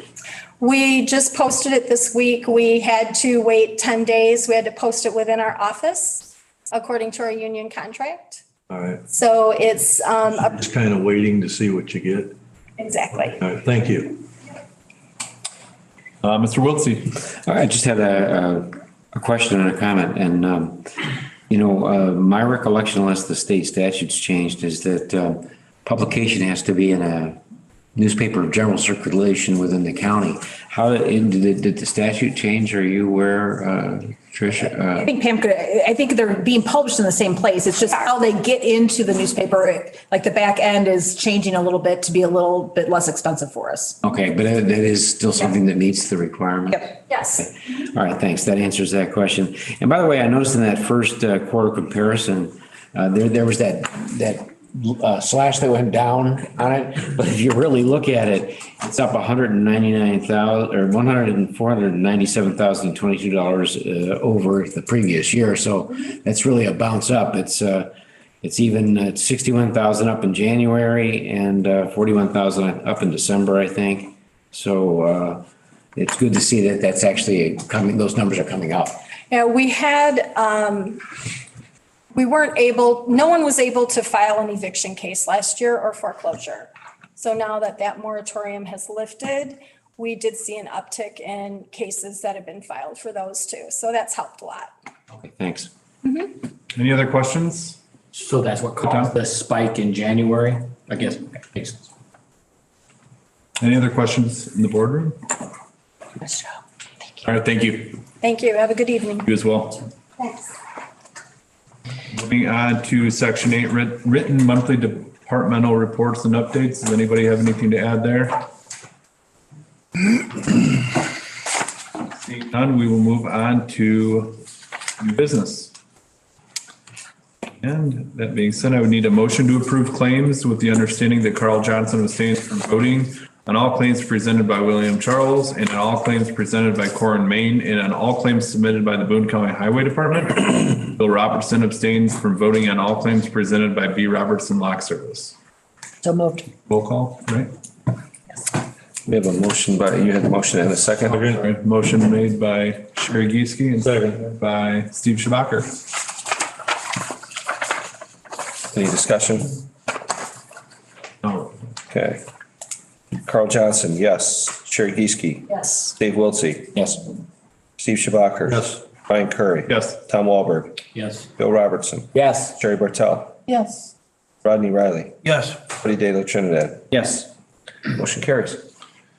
Item 9.2, I need a motion to approve TA-15-2022 ORD 22-15 and move on to the county board for final approval. So moved. Motion made by Dave Wiltsey, seconded by Sherry Gieske. Discussion? Go ahead, Mr. Just Wiltsey. briefly, this was the item I was referring to in our special meeting. This is a zoning change, and it does happen, and it will continue to happen. I just wanted to point that out. Anybody else? Go ahead, Mr. Robertson. Again, I have a concern that I don't know if it's our application process, but when I look at this, it says we're going to have a parking lot. It doesn't say how many cars it's going to park or anything of the sort. It's not complete. So are we looking at 9.2? This is 9.2. Zoning ordinance text amendment. Zoning ordinance? I apologize. I'm looking at the wrong one on my computer. Stafford. Yeah, let Izzy talk. Oh, I'm sorry. Go ahead, Izzy. I'm sorry. Yeah. Thank you. All right, let's see.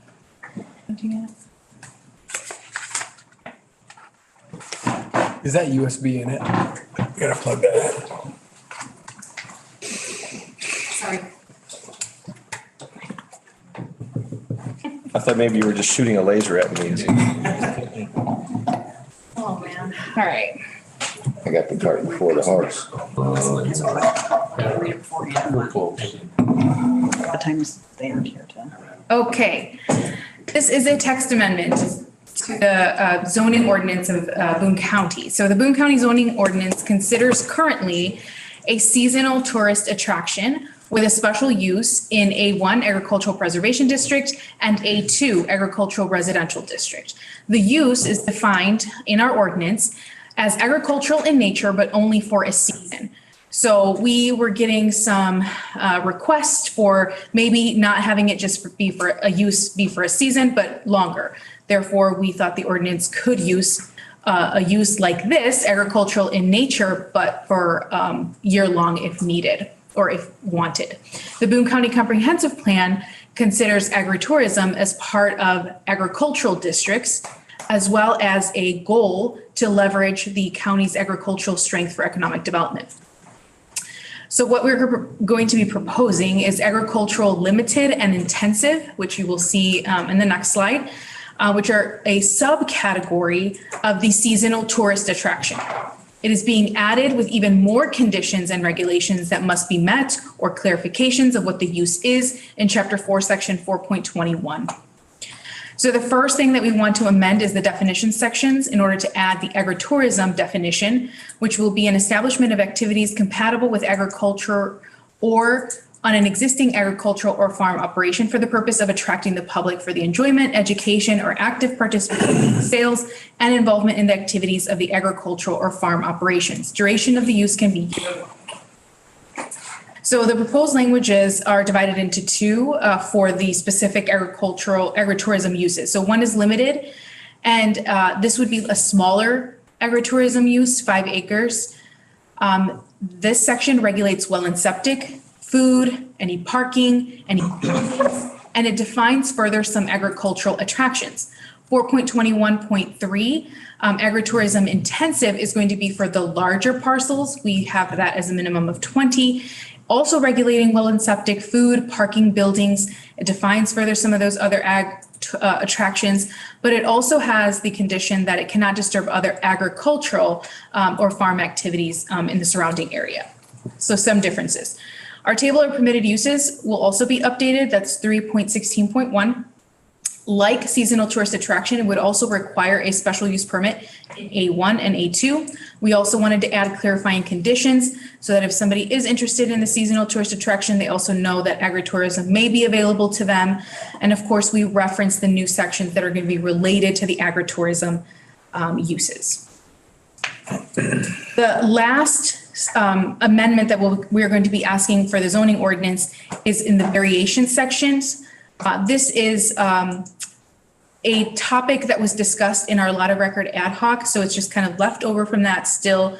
And this is going to update the variance option letter C. So currently it allows for somebody who has a buildable parcel in A1 districts, but it has to have an existing residence already and not meet the lot frontage. So what we're doing is taking that off so that anybody who has a buildable parcel deemed buildable by the conditions in our code, but it doesn't meet the lot frontage, they would still be able to request a shorter lot frontage and not have to have a house yet.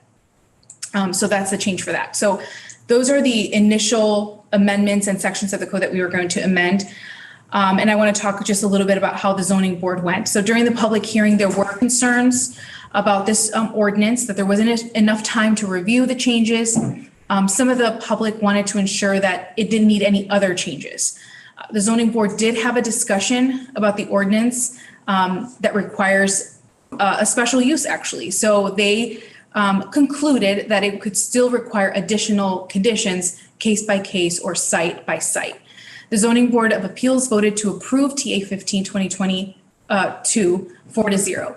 So after the ZBA meeting, the Boone County Health Department wanted to clarify some of the language in Chapter 4, which are going to be highlighted in blue on the next slide. And the state's attorney also reviewed the text amendment for clarity and proper syntax, and those amendments are all included as well. I also included in board docs the updated language. So this is what we are proposing. This is the updated language. So for 4.21.2, so I'm going back to the agritourism limited section to explain that further. So the these are going to be conditions that we put in our ordinance for anybody who's even interested in applying for a special use for this. Minimum lot size, this is for the limited, is 5 acres. It would require a site plan review. Limited agritourism must be incidental to and directly supportive of the main agricultural or farm operation on the property on the same lot or parcel as the agricultural or farm operation, or located on lots or parcels owned by the same persons as the agricultural or farm operation. Farm markets, farmers markets, and farm stands, both indoors and outdoors, that are dedicated to promoting agriculture or farm operations shall constitute agritourism. All areas open to the public, including sales areas, seating, activities, must be located a minimum of 40 feet from any lot line. This requirement does not apply to allowed agricultural activities and structures, including but not limited to orchard, pumpkin patches, and other U-pick operations and farm stands. Well and septic suitability shall be determined and approved by the Boone County Health Department, and this is their clarifying condition, and compliance with any other Boone County Health Department permits and applicable codes. Food and beverage service, with the exception of sale of bottled water, shall follow the Boone County Health Department permitting processes and applicable state and federal permitting processes. An off-street parking area is required. Such area does not need to be paved. Farm animals, petting zoos, and other animal attractions may be included. All structures open to the public must meet commercial building codes per Boone County Building Inspector. That's the limited. The intensive is essentially the same with the exception of the acreage, and then ensuring that the agritourism use does not negatively impact agricultural operations of any neighboring properties, with the same amendment from or clarification from the Boone County Health Department. So staff is recommending approval of the text amendment updating section 1.2, which is our definitions, table of permitted uses 3.16.1, 2.8.2, which is that variation section, adding section 4.21 with amendments as presented by the Health Department.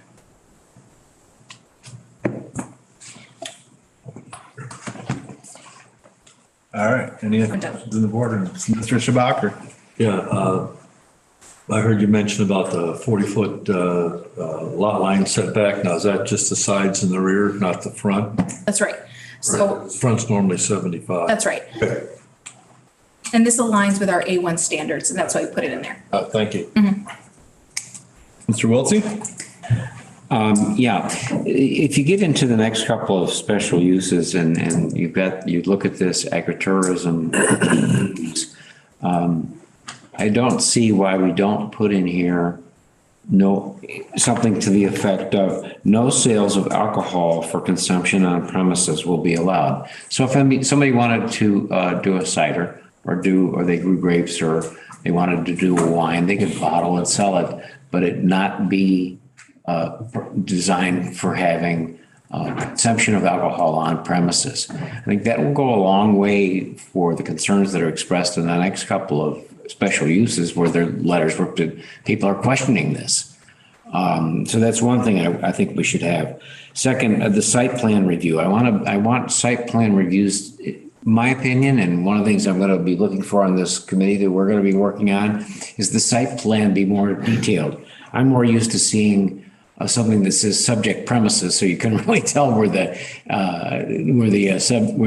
being marked out on the aerial photos.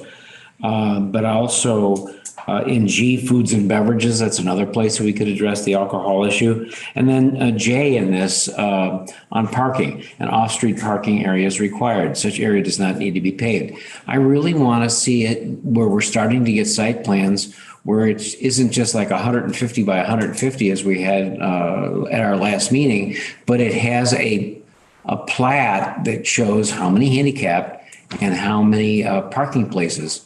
So we have an idea. Are they talking 50 cars? Are they talking 25 cars? Are they talking 150 cars?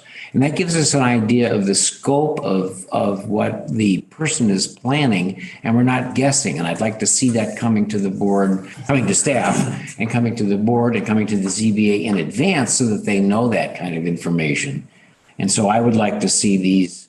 I would like to see something about no alcohol for consumption on premises added to this as a definition, so we know we're not getting into that. And I'd like to see more specificity on the site plan and the parking.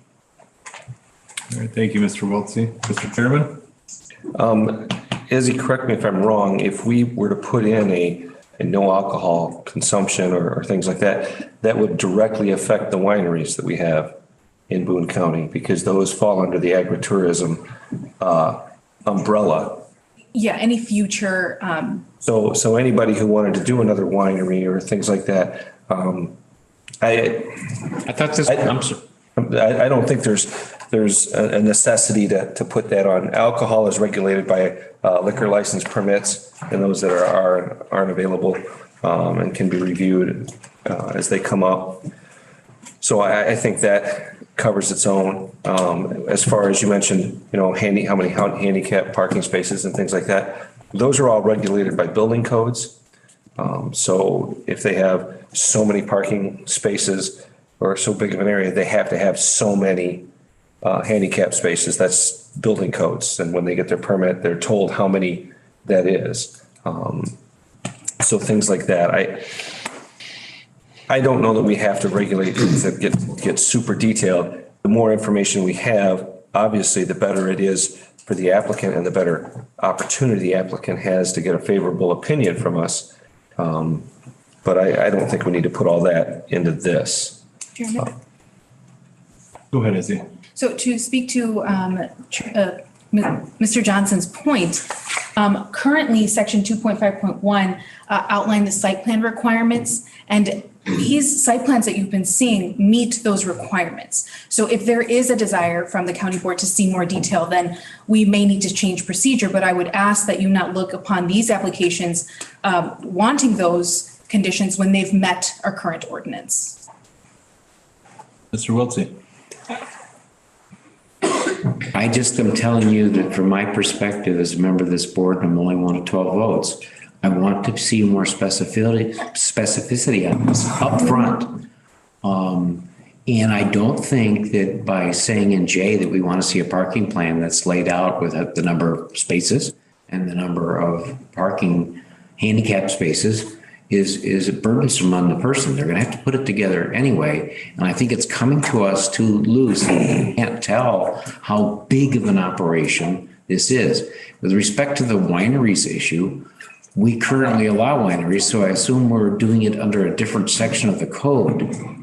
So my thought as a board member is that this new use of agritourism not be winery. If somebody wants to have a winery, they come in under a winery. The idea of liquor licenses coming to us through a different process, and I understand what the chairman is saying, I think that's one of our problems.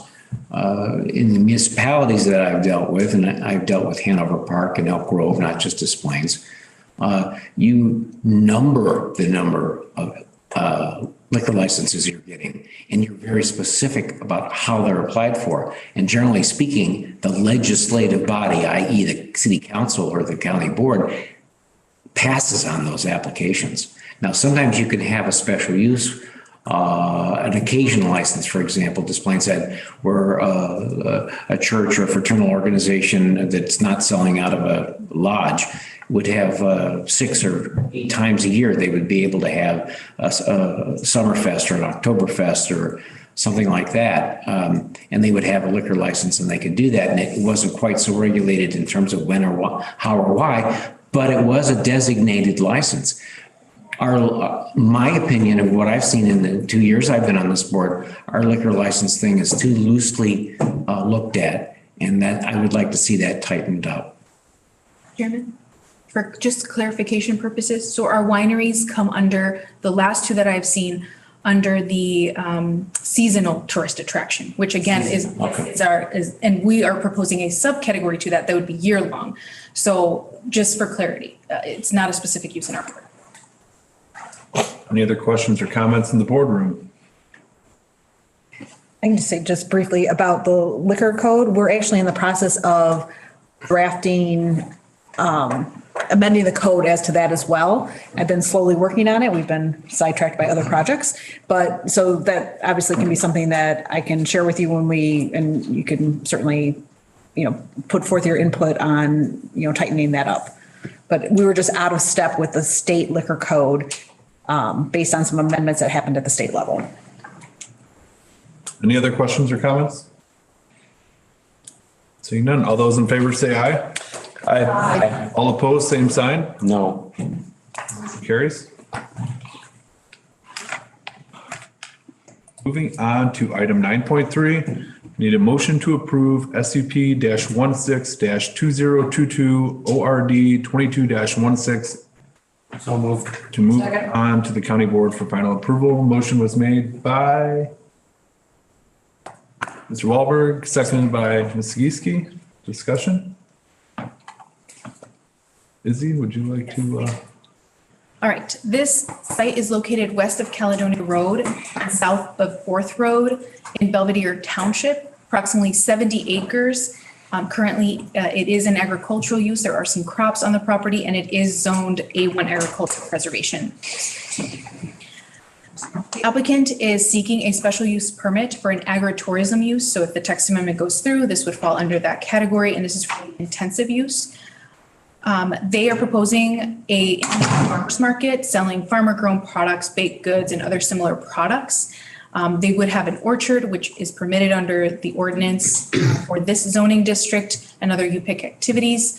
Again, this is an agricultural attraction that would be an extension of Van Laar's Farm and Market. And in a minute, I would like to invite the applicant up to speak further on their project. I also took the site plan because I wanted to see what it would look like to scale. Currently, they're proposing their building to have a size that would look like this against the size of the parcel, 500 feet from the residential district to the south and 200 feet from the right-of-way, which would include their parking. Here's some photographs that I took while I was there, and you can see there is a tree line buffer there to the south that's existing.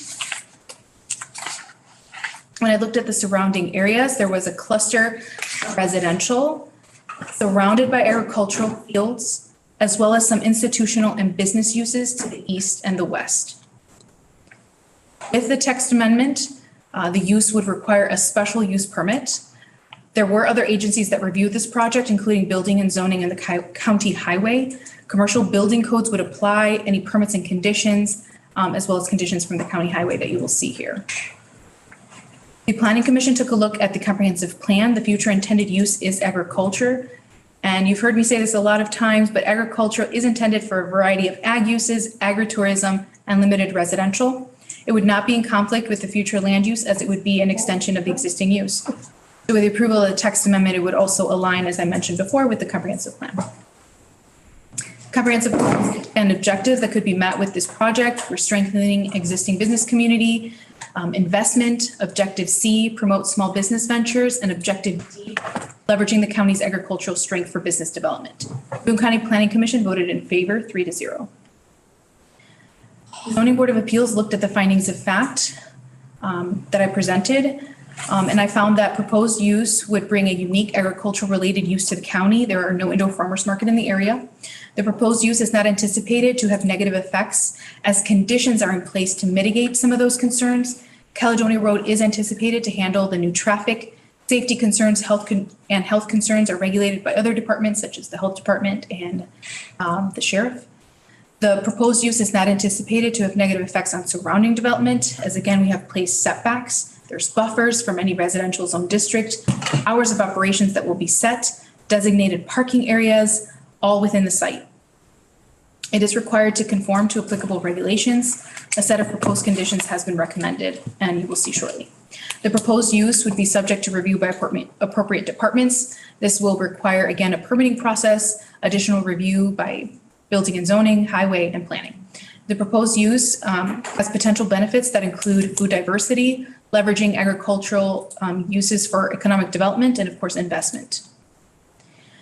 I want to talk a little bit about the zoning board public hearing. So during the public hearing, there were concerns from the public on traffic, noise, garbage, and commercial use impact. You heard a public comment during this meeting, but I've also attached all of the letters that came through on this project with similar concerns.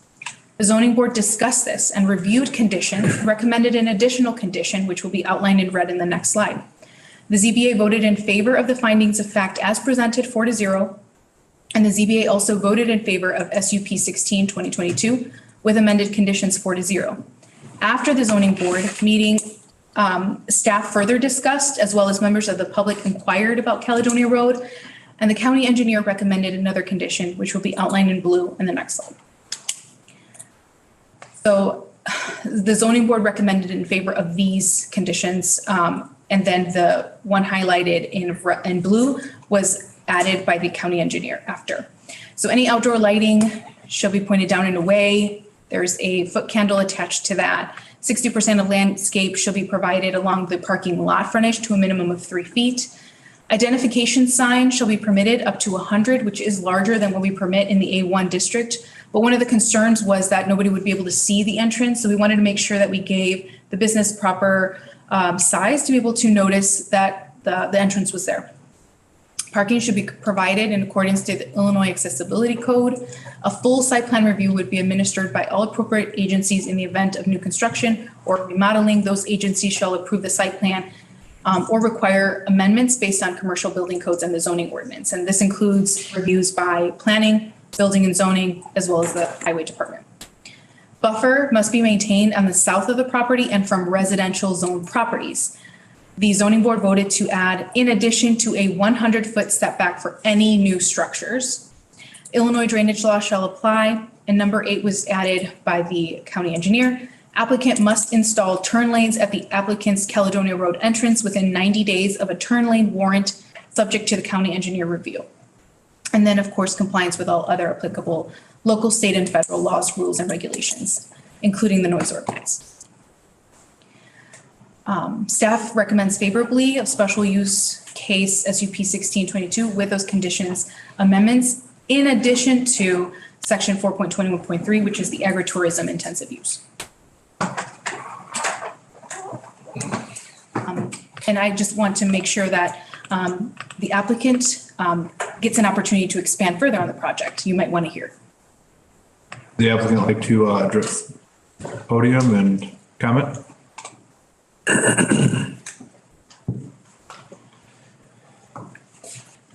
you need to state their name and address? Please state your name and address, ma'am, prior to speaking. Name is Julie Van Laar, 7760 Coon Trail Road, Capron, Illinois, 61012. Thank you. Sorry, my husband couldn't make it today. He's out of town on business. So I just have a short statement here.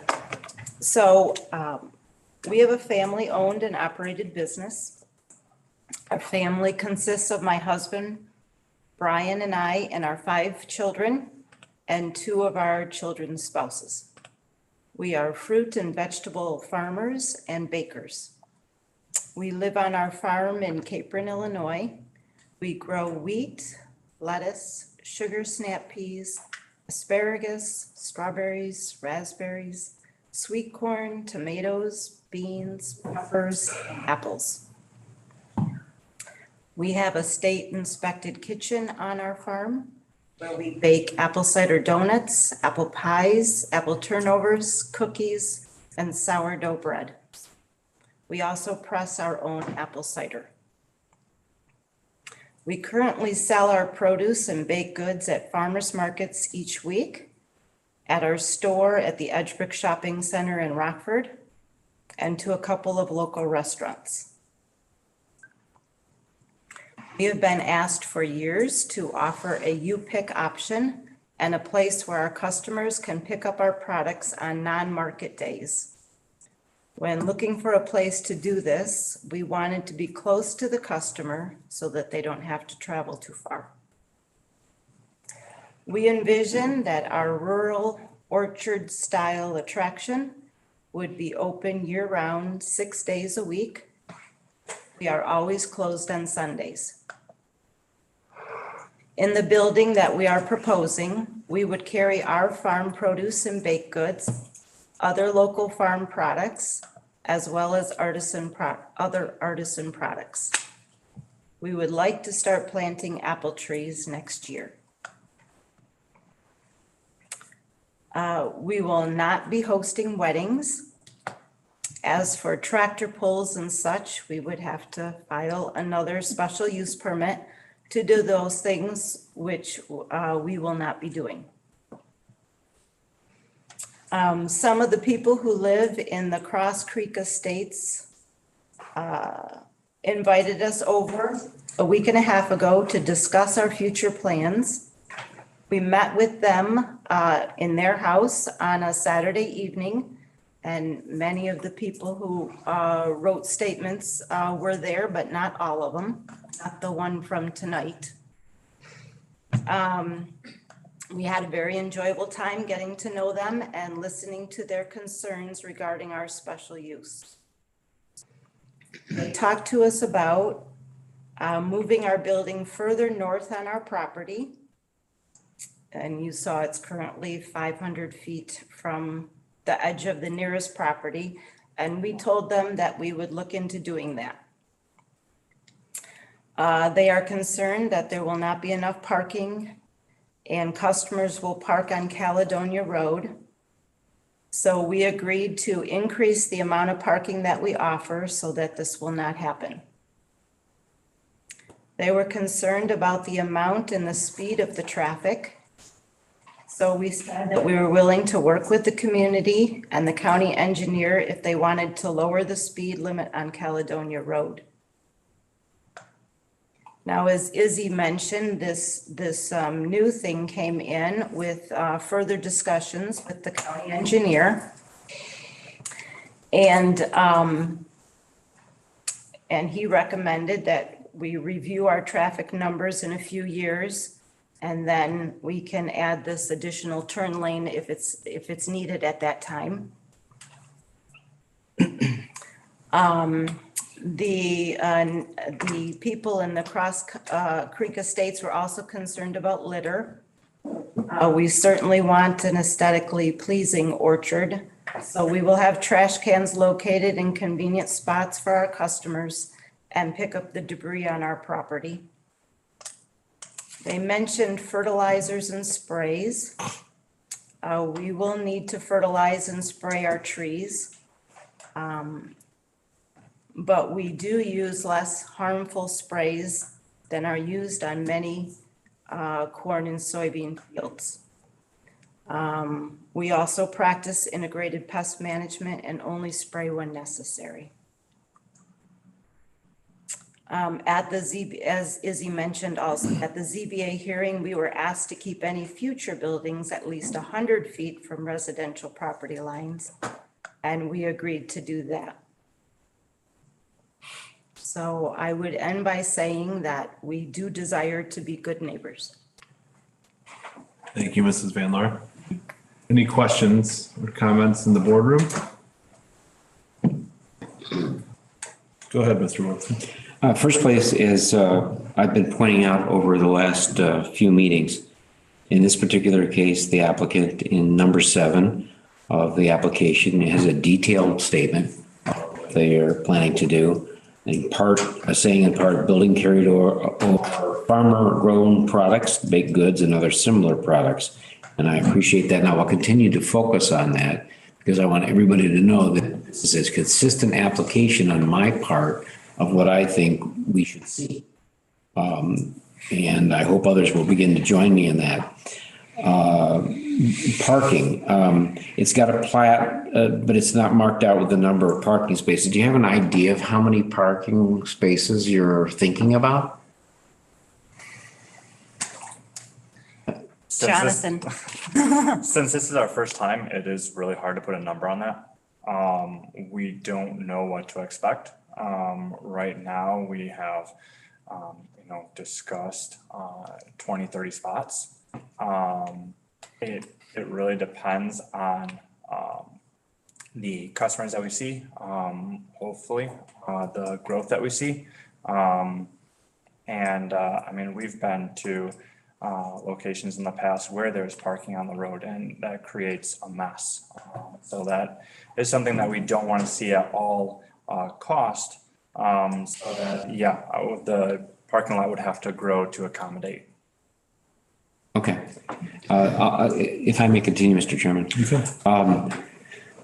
The building that you're going to be building, is that at all going to be set up for events? You said no weddings, but I mean, is it something that somebody could rent, a hall that was rentable?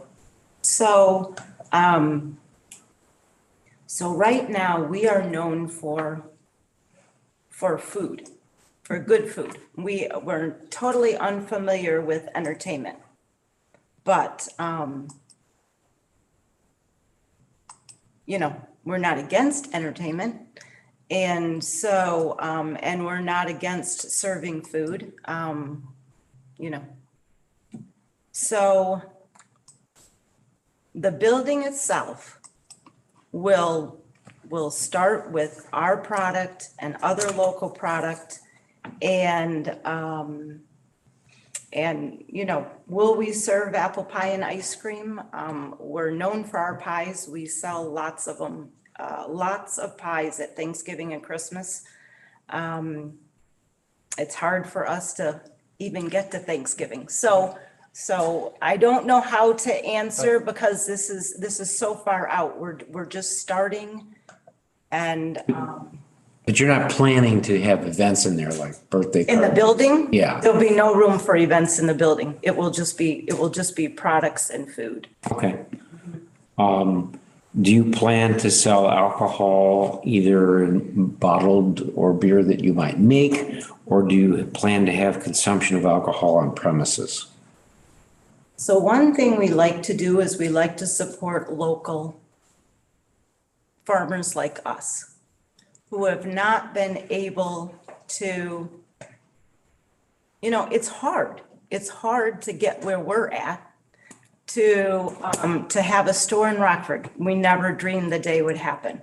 And and thinking about this is even scary, but there are people who produce alcohol in Boone County, and they would love us to carry their product in our store. We have not made alcohol with our apples yet. We haven't thought about it, but I can't say someday we wouldn't think about it. So, but I think there's a process and a procedure before we could even carry someone else's and sell the bottle. And we would follow all the procedures and do what, you know, anyone required. Okay, thank you. And I'm not at all opposed to you selling bottles or growlers, as they call them in Michigan, or, you know, whatever else, of wine or whatever else.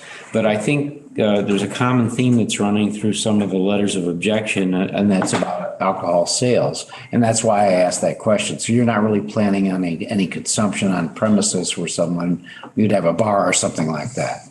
Not at this time, anyway. Not at this time. It's hard to know the future, where the business would go. We can look at our 5-10 year plan, but yeah, not at this time. Okay.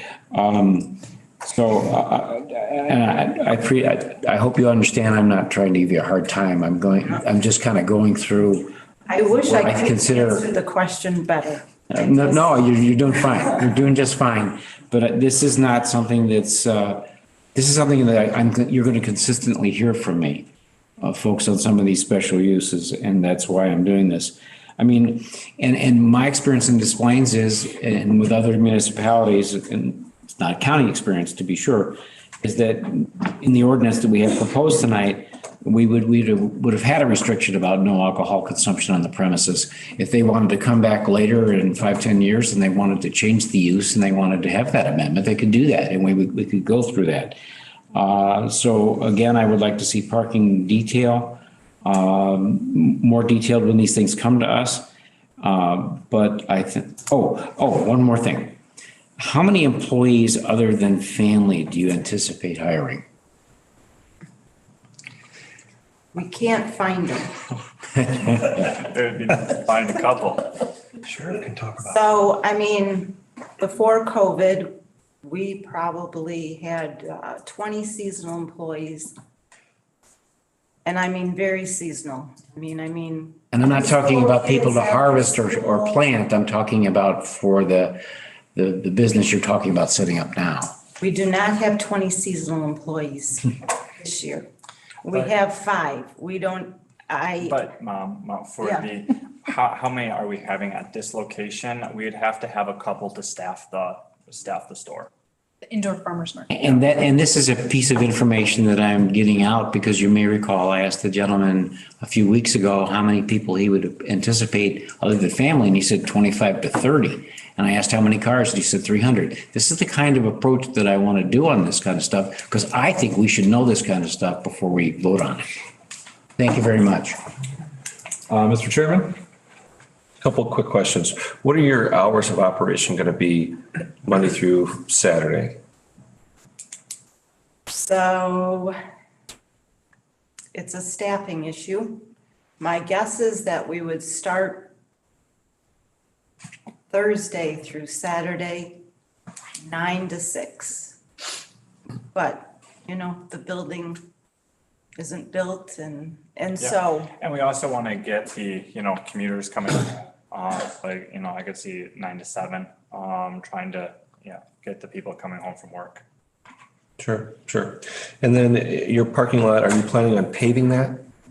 It will not be paved to start with.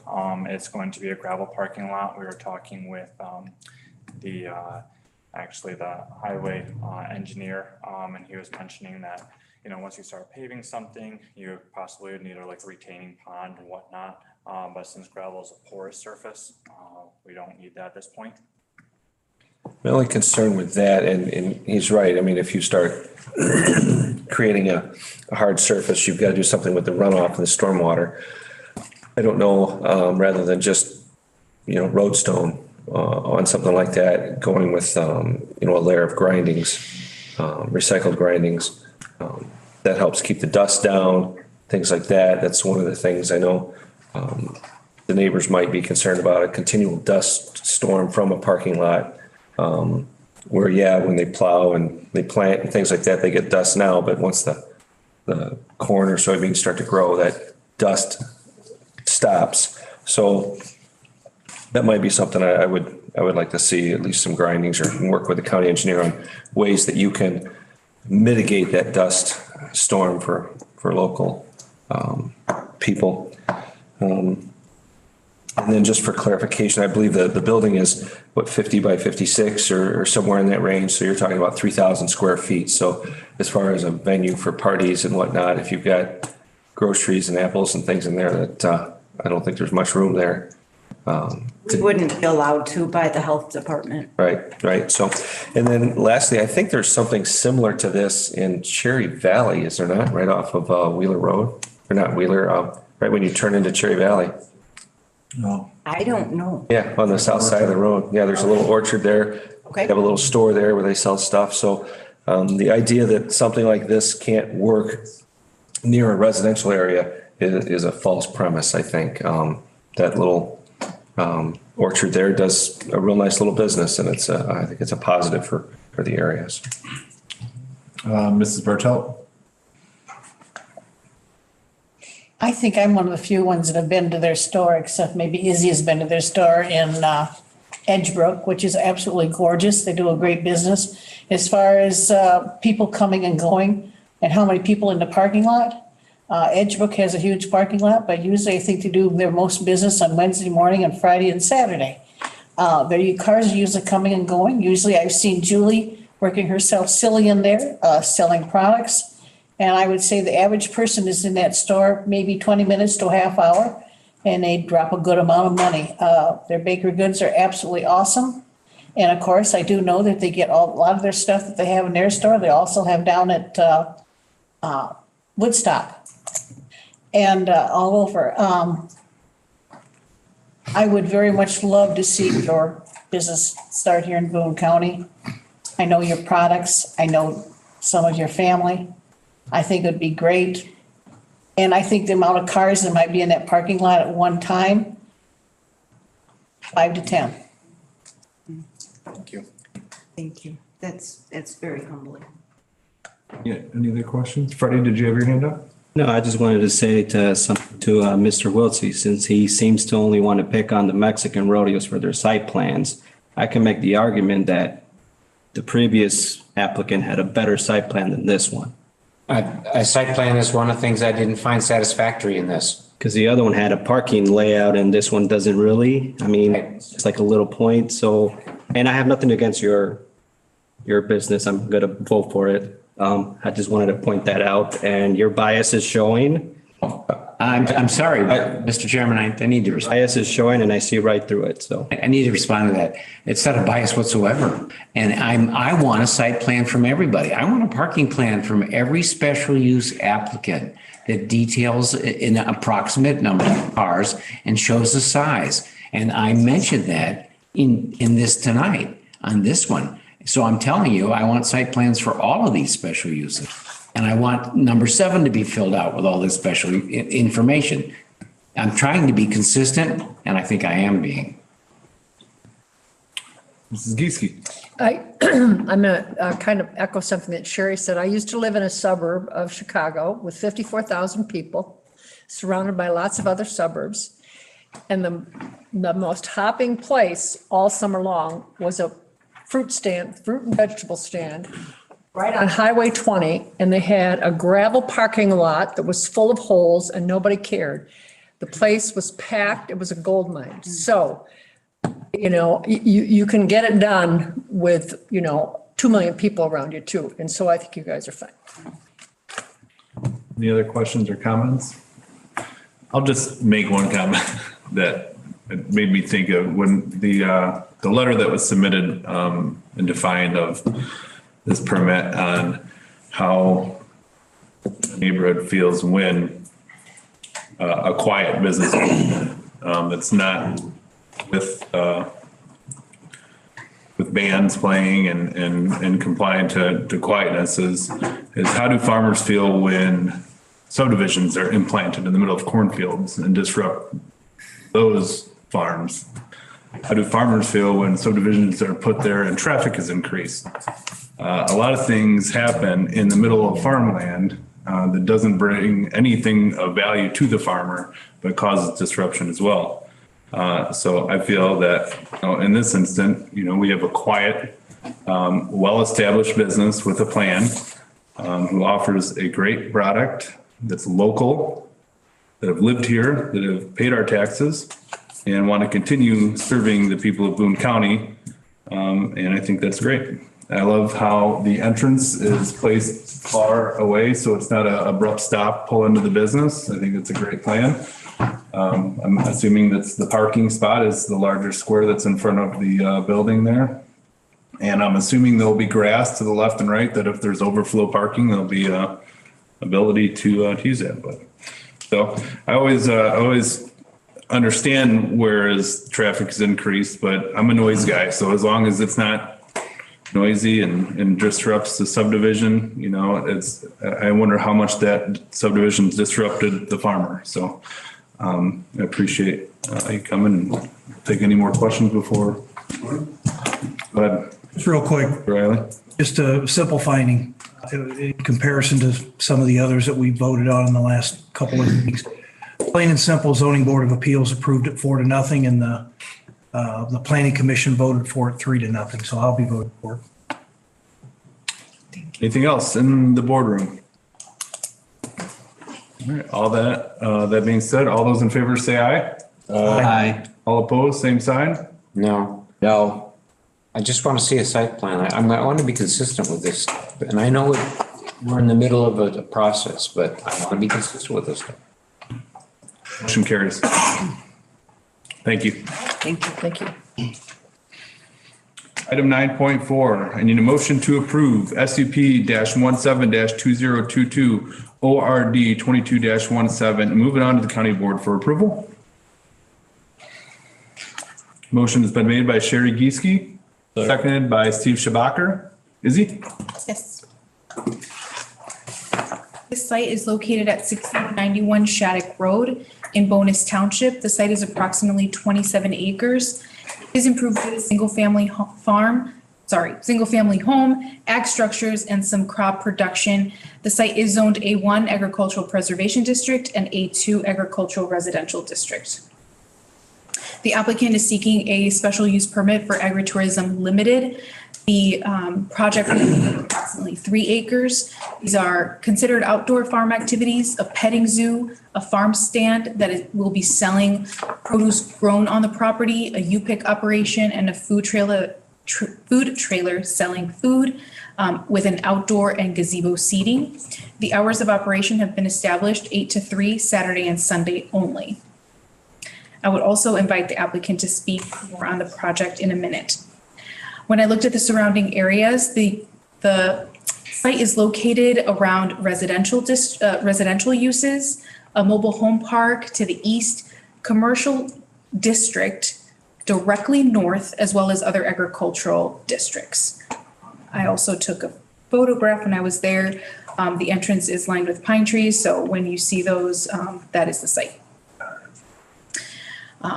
With the text amendment, the use would require a special use permit. Other reviewing agencies include the Building and Zoning Department, the Health Department, the County Highway Department, and Planning. The Planning Commission did review the comprehensive plan. The future intended use of this area or this site is agricultural and greenways. Agricultural is intended for a variety of ag uses, agritourism, and limited residences. And of course, greenways are open space and green spaces. It would not be in conflict with the future land use as it is an extension of agriculture. No new structures are being proposed, as well as the residence will be maintained on the property. Comprehensive plan goals and objectives that could be met with this project: strengthening the existing business community, investment, promoting small business ventures, and leveraging the county's agricultural strength for business development. The Planning Commission voted in favor 3-0. The zoning board also took a look at the findings of fact, and I found that the use provides an agricultural use that's completely outdoors. No new structures are being proposed. It utilizes existing agricultural features, crops, produce, farm animals. The proposed use is not anticipated to have negative effects, as again, there are conditions in place to mitigate any concerns. The proposed use is not anticipated to have negative effects on surrounding development, as the use is located adjacent to a commercially zoned district, other agricultural and residential uses, as well as, again, the residential use that will continue to exist on the property. It is required to conform to applicable regulations and lot development standards of A1, permits, reviews, and conditions, as well as the new section in the ordinance 4.21. The proposed use and structures would be subject to review by appropriate departments. Again, this will require a permitting process for anything new being remodeled through the Building and Zoning Department. And of course, the food will be regulated by the Health Department. The proposed use does not anticipate any adverse impacts. The site has the space needed for this type of use, which again will be all contained within the site. During the public hearing at the Zoning Board of Appeals meeting, there were no concerns from the public, but neighbor did come out in support of the project. The zoning board had no other concerns, and the ZBA voted in favor of the findings of fact as presented, 4-0. And the ZBA voted in favor of SUP 17-2022 with conditions as presented, 4-0. So the conditions that ZBA recommended are as follows. Any outdoor lighting used should be pointed down and away from residences. Also, a foot candle attached to that. 60% of landscaping shall be provided along the parking lot frontage. Only one identification sign will be allowed, not to exceed 32 square feet. And that pertains to the A1 district, and they already have a sign. Parking shall be provided in accordance to the Illinois Accessibility Code. Illinois drainage law shall apply. Food trailer must be secured in place when it is in use. Any construction, existing or new remodeling, should be done in compliance with the Commercial Building Code as directed by the Building and Zoning Department, in compliance with all other applicable local, state, and federal laws, rules, and regulations, including but not limited the noise ordinance. And again, as we look at these projects, they will also be required to meet the conditions in the new sections that the text amendment will be bringing, which is 4.21. So staff recommends favorably of the special use SUP 17-2022 with conditions in addition, again, to that section 4.21.2.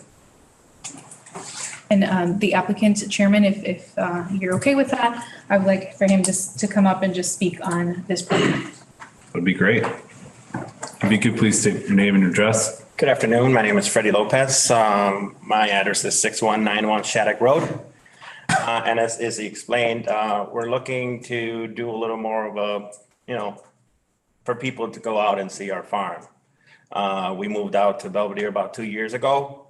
And the reason was for more of a country kind of feel.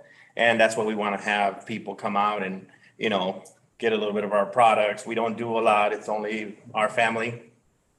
And the thing is, what we're trying to do is do possibly like 5 years to just have a commercial kitchen, and sell our food. Mostly breakfast is what we're looking for. It's what we've been working with the health department for temporary permits. And we've gotten a couple temporary permits to kind of serve breakfast and stuff like that. And we got the food trailer that we want to integrate into it and hopefully work into a commercial kitchen. Thank you, Mr. Lopez. Any questions for Mr. Lopez? Mr. Chairman?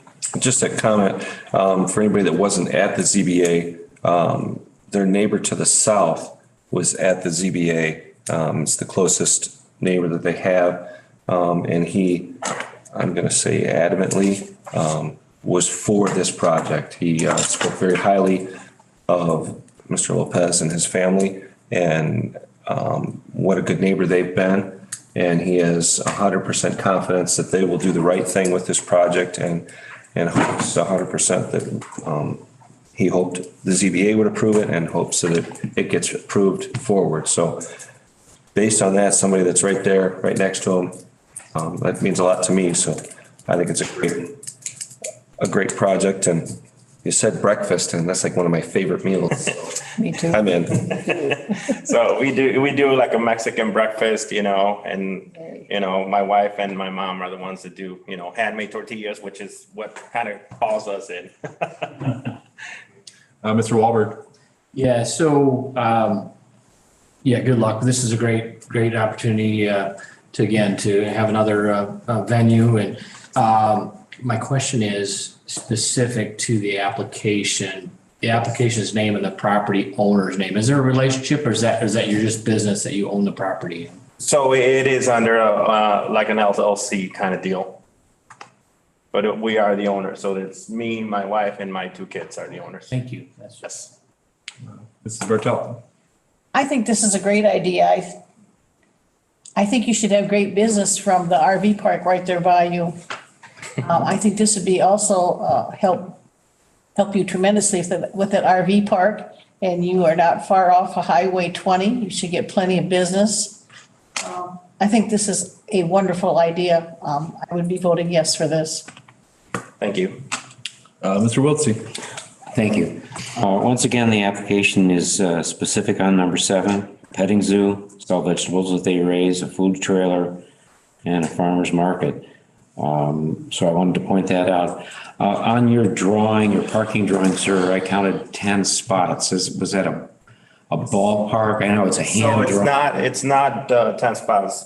The way it is it's kind of joining. So it's 2 lines. So we roughly get about, I want to say on a Sunday in the morning, we've gotten 40 cars, no problem.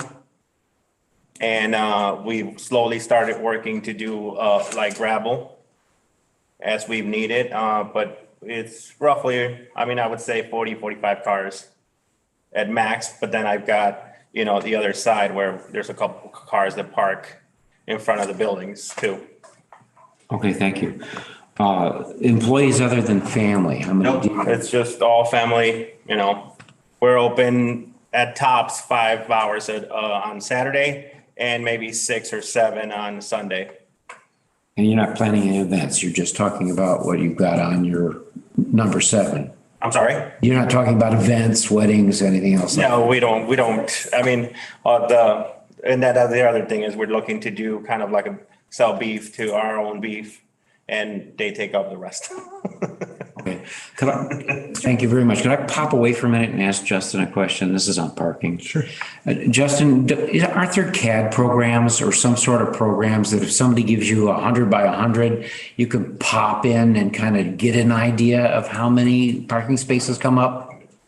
Yeah, there's freeware out there that would that could do that. And there's kind of standards too. Perhaps I could create a template, based on sizes that would produce a typical number. I could do that pretty easily. So based on the kind of information, folks, that I'm used to seeing in advance in the suburbs of Cook County. And this is the suburbs of Cook County, but I think we should ask for this kind of stuff. And if there's a CAD program that can pop that kind of stuff in there, then we know the kind of parking we're talking about. I'm very satisfied with the gentleman's answers and the information he's given us and what he put in Article 7. I would be in favor of this. Chairman? Yes. Just for clarification purposes, Mr. Wiltsey, an event venue would require a completely separate special use permit. So I just wanted to make sure that you knew that moving forward. So none of these would qualify for that, and they've been. Because they're agribusiness? That's right. Okay, thank you. And that's quite separate from an event venue or, any other type of concert, anything like that. It's quite separate from this agritourism. Thank you. I have a quick question for you. Yes. What are, you said 5 hours on Saturday, 6 on Sunday. You said you have a truck there now. Yeah, so what time is it there? So it's on site, but we start selling breakfast at 8:30 and usually at 12. And we've had instances where we run out at 10 and we close. So, the thing is, we come from Chicago to Collinsville to here, and we have a lot of family and friends, and they have a lot of friends. So a lot of our customers, believe it or not, come from Chicago, Aurora, out from the city to visit us. They want to have breakfast, and then usually we open up the doors down to the creek. They love to walk down in the creek and just enjoy the country atmosphere. Thank you. Mr. De La Trinidad. Yeah, it says here you have are you going to include a petting zoo? Yes. Are you going to include that with everything?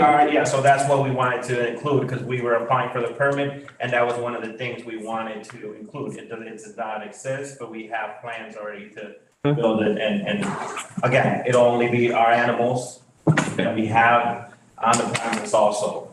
We got a couple goats, we got a couple mini donkeys and mini ponies and stuff like that. And we would try, we're going to try and integrate them into people mostly taking pictures with them. Nice for the kids and everything. Yeah. Okay, good. Any other questions in the boardroom? Seeing none, we move to vote. All those in favor say aye. Aye. All opposed, same sign.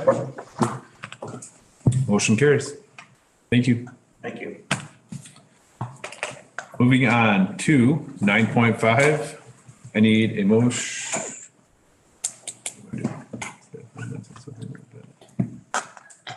Motion for staff. What are we doing? Yeah, I don't see a recommendation. Did I miss it? Is there a recommendation on the bidder? I was looking for it. Staff recommends. Okay. It's a motion. It's just, what am I motioning? Accepting the low bid? I need a motion to accept the low bid from McDermott Roofing and Insulating Company in the amount of $89,243. Motion made by Dave Wiltsey. I'll make the motion by application. Seconded by Sherry Gieske. Discussion. Go ahead, Mr. Wiltsey. Usually when you see it, I'm sorry, did staff want to say something first? Yeah, go ahead. Okay. Usually when you see a low bid like this that is so substantially less than any of the other bids close to it, did you go back and make sure that they knew what they're bidding on? I mean, I'm not being coy here. I mean, I've seen this before. Sometimes a bidder doesn't realize and they've left out something. Did staff make that a kind of inquiry or? I mean, we reviewed the sealed bids that were received and felt like the low bidder met the requirements of the RFP. That's all, they know the specs and everything. Yep. All right, but thank you. Any other questions or comments? So actually, Dan, go ahead. Nothing really further. I mean, other than, yeah, the bid went out, in early April. We advertised it, notice, and then, the bids were opened on April 27th. And so, I think we had good response and, would recommending to move forward with McDermott.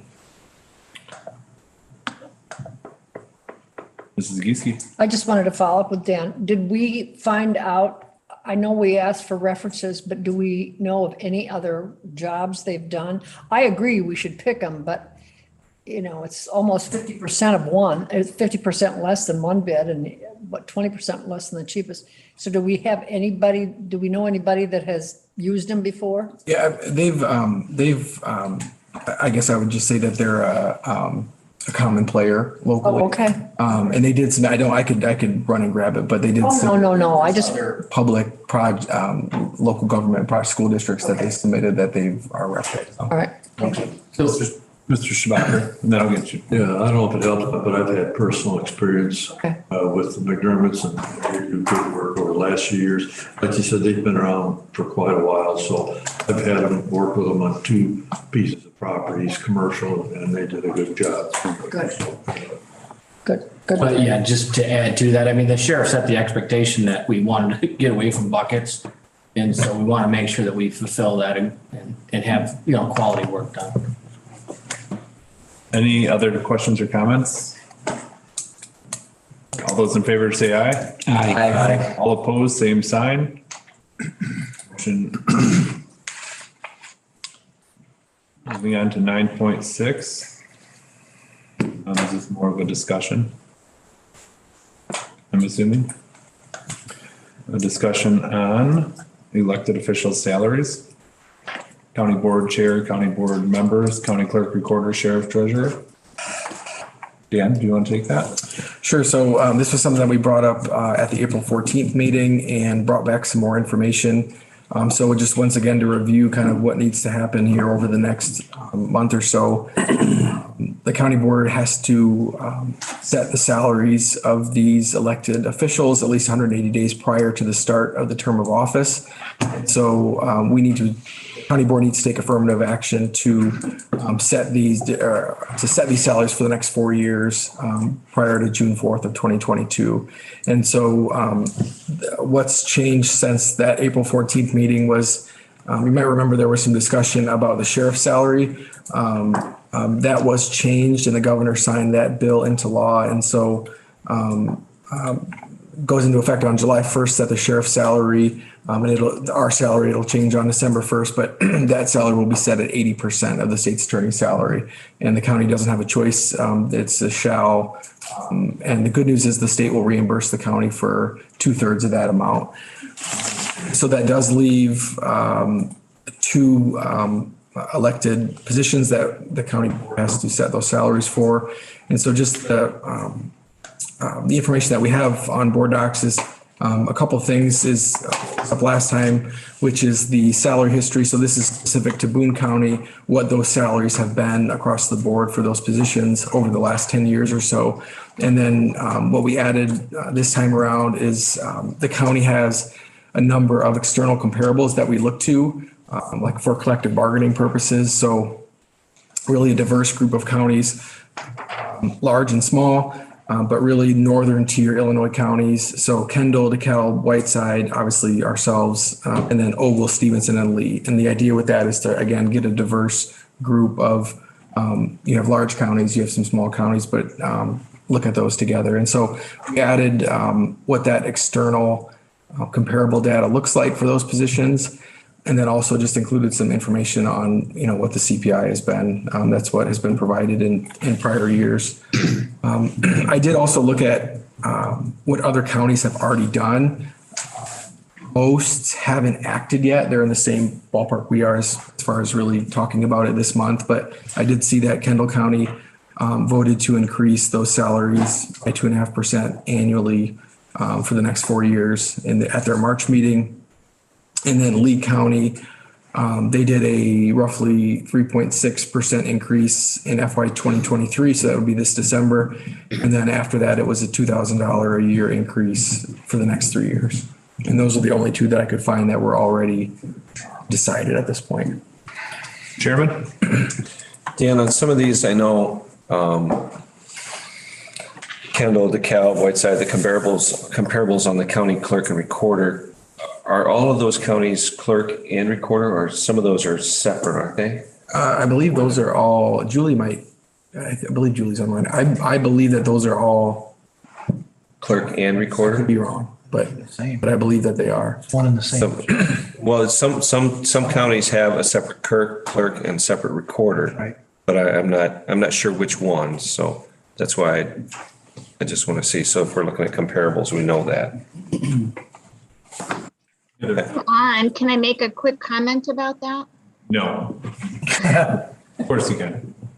For all of the counties that are listed there, Kendall, DeKalb, Whiteside, Ogle, Stevenson, Lee, they are all county clerk and recorders. They're not separated. Thank you. Thanks, Julie. Mrs. Geeske.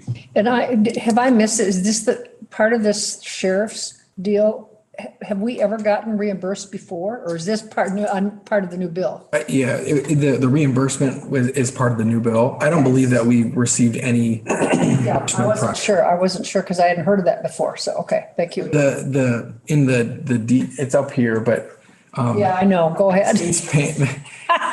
What the bill does is it pays for the reimbursement. It takes the reimbursements out of the state's personal property tax replacement fund, which we already get a share of that. So I'm not sure if it'll impact what we're already, And I wondered, I read that too. I thought, boy, is this get a share of that now. Is that called a shell game, or, they're going to give us paid, well, you get it, with our money. Any other, Mr. Chairman? Dan, we don't need to act on this tonight, do we? We can, this information we can take, these comparables, evaluate them. And It has to be, June, I think, or for June 4th. So really it should be at the May. I mean, we could talk about it at finance, but I think, unless the county board would want to do a special meeting at the end of May, really it should be decided at that May county board meeting. Okay, so we can go over this at finance in a little more detail. Mr. Wiltsey? I'll make this quick, believe it or not. If you look at the consumer price index at the bottom of that chart on the elected officers comparable, it's in the ones and twos until last year. And of course, this year it's already around almost 9%. I will just suggest that it's my understanding that the county chairman's salary hasn't been raised in more than 10 years. That not only with respect to the county chairman, but with respect to our salaries, that we look at a graduated jump, whatever that graduated jump's going to be, so that the first year it's a figure, the second year it's a larger figure, the third year it's a little bit larger, and then the fourth year it's higher than that. Because the problem is, and this used to happen a lot with township trustees, you don't change your salary and you don't change it, and then 4 years later you don't change it, and then suddenly you get to a point where you're 8 years behind, and that's on 1% or 2%. If we get way behind on this without having something that's more flexible in terms of whether it's 5% or $5 for for the members of the board each year, it's going to be really out of whack.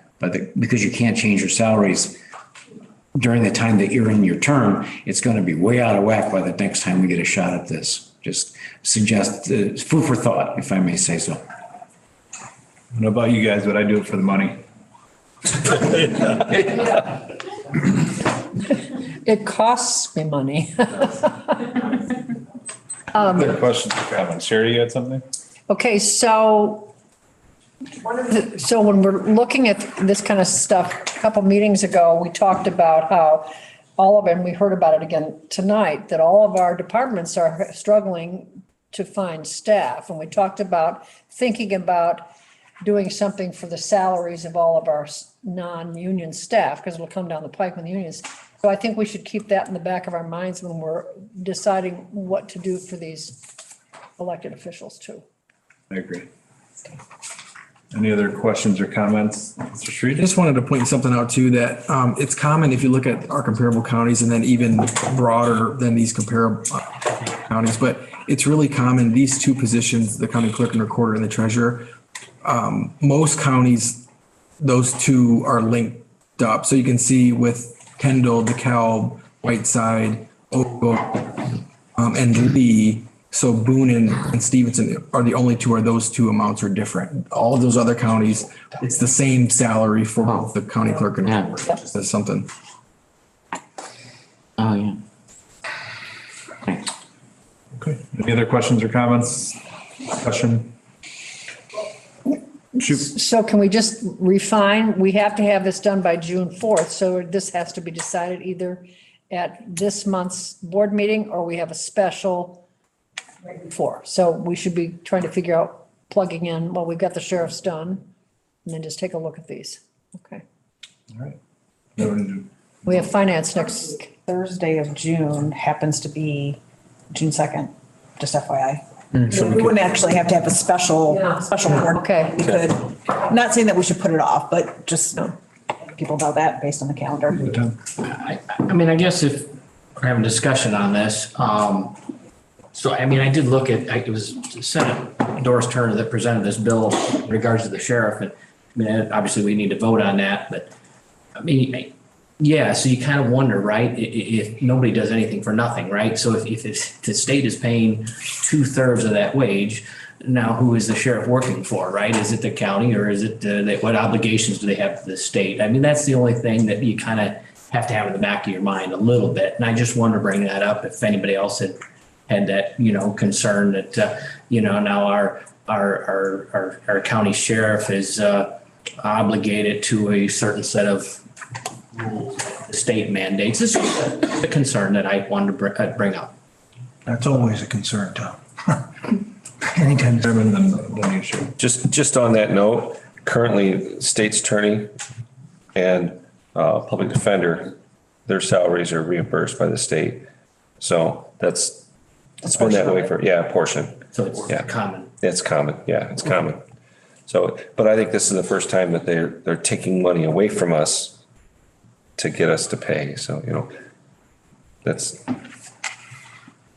fun stuff. It's Springfield. Nobody understands it. Sherry? Well, no, I was going to say the last thing the chairman said. It's actually our money that they're using to pay 2/3. So like I said, it's a shell game, or I don't know what the right term is. But anyhow, we're going to not come out on the plus side. Mr. Street? Just in an effort to make sure that this continues to move forward, is there any other information that we can provide for the county board before? I guess two questions. What can we provide? And then do we want this to be on? Do we want to discuss this at finance? Go ahead, Sherry. I'm going to say yes. I think we must discuss it at finance. And I think one of the most valuable pieces of information you've given us is the counties that have already made their determination. So if you can skullduggery or anything else, find out, if there's any other have done. Mr. Chairman, sorry. And not just other elected official salaries that other counties have done. Any collective bargaining that's been settled recently might be of interest. And I'm sorry if we had this before, but I just can't remember chairmanships, other than Cook, of course, and even trustees or board members. What other counties are similar? That was we didn't. We can. So we'll look at the chairman salary and then the per diem. And some counties do salaries for board members too. So I mean, if the board if there's a desire to make that change or change like that, now is the time to do it, I guess. But we can provide that information also with the county board chairman salary and then also the county board per diem. Okay. Or just plain salary if it's not a per diem. Yeah.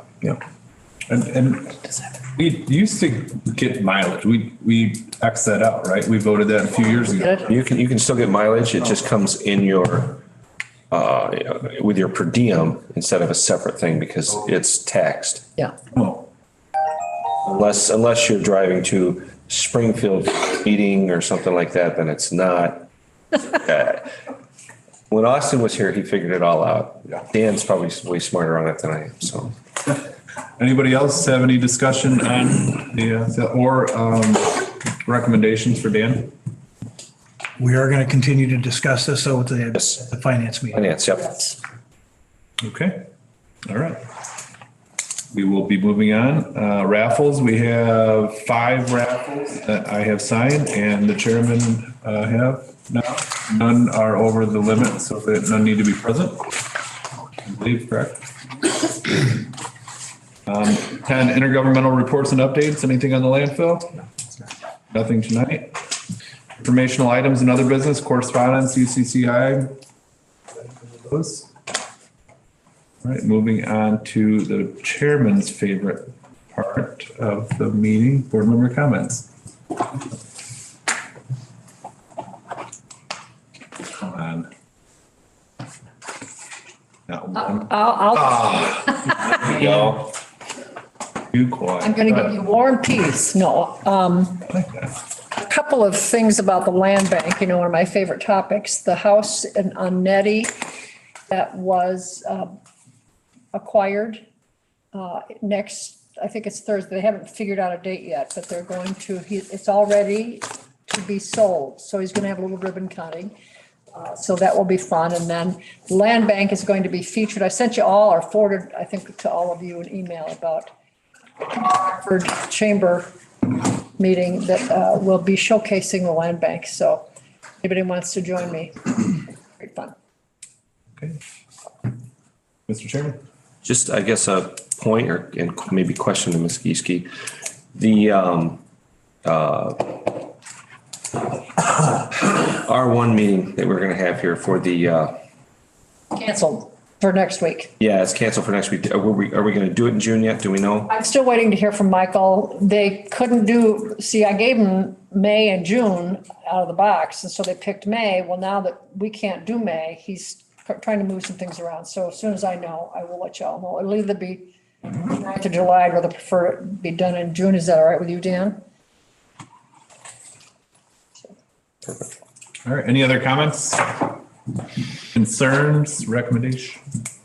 That being said, I do see we have executive session. No. I'm going to ask Dan here. Dan, is there anything else pressing that we need for executive session? The intent was to talk about land acquisition in executive session tonight, but I see we're 3 hours into our evening already. And I don't know about anybody else, but I'm about ready to gnaw my arm off because I'm so hungry. So, and I was successful in getting the sheriff here this whole time, so I don't feel bad about not having executive session. But I'm thinking if we don't have a heavy schedule for finance, we can talk about it then. I think we've made a serious mistake. We have two families right here that could have brought snacks. Yeah, what? Yeah. Yeah, we heard a lot about baked goods and breakfast. Yeah. You're killing me with those pies. That's why you're hungry. All right. And with that being said, one last motion to adjourn. So moved. Motion made by Sherry Gieske, seconded by Dave Wiltsey. All those in favor say aye. Aye. 9:07 p.m. 9:07 p.m. Meeting adjourned.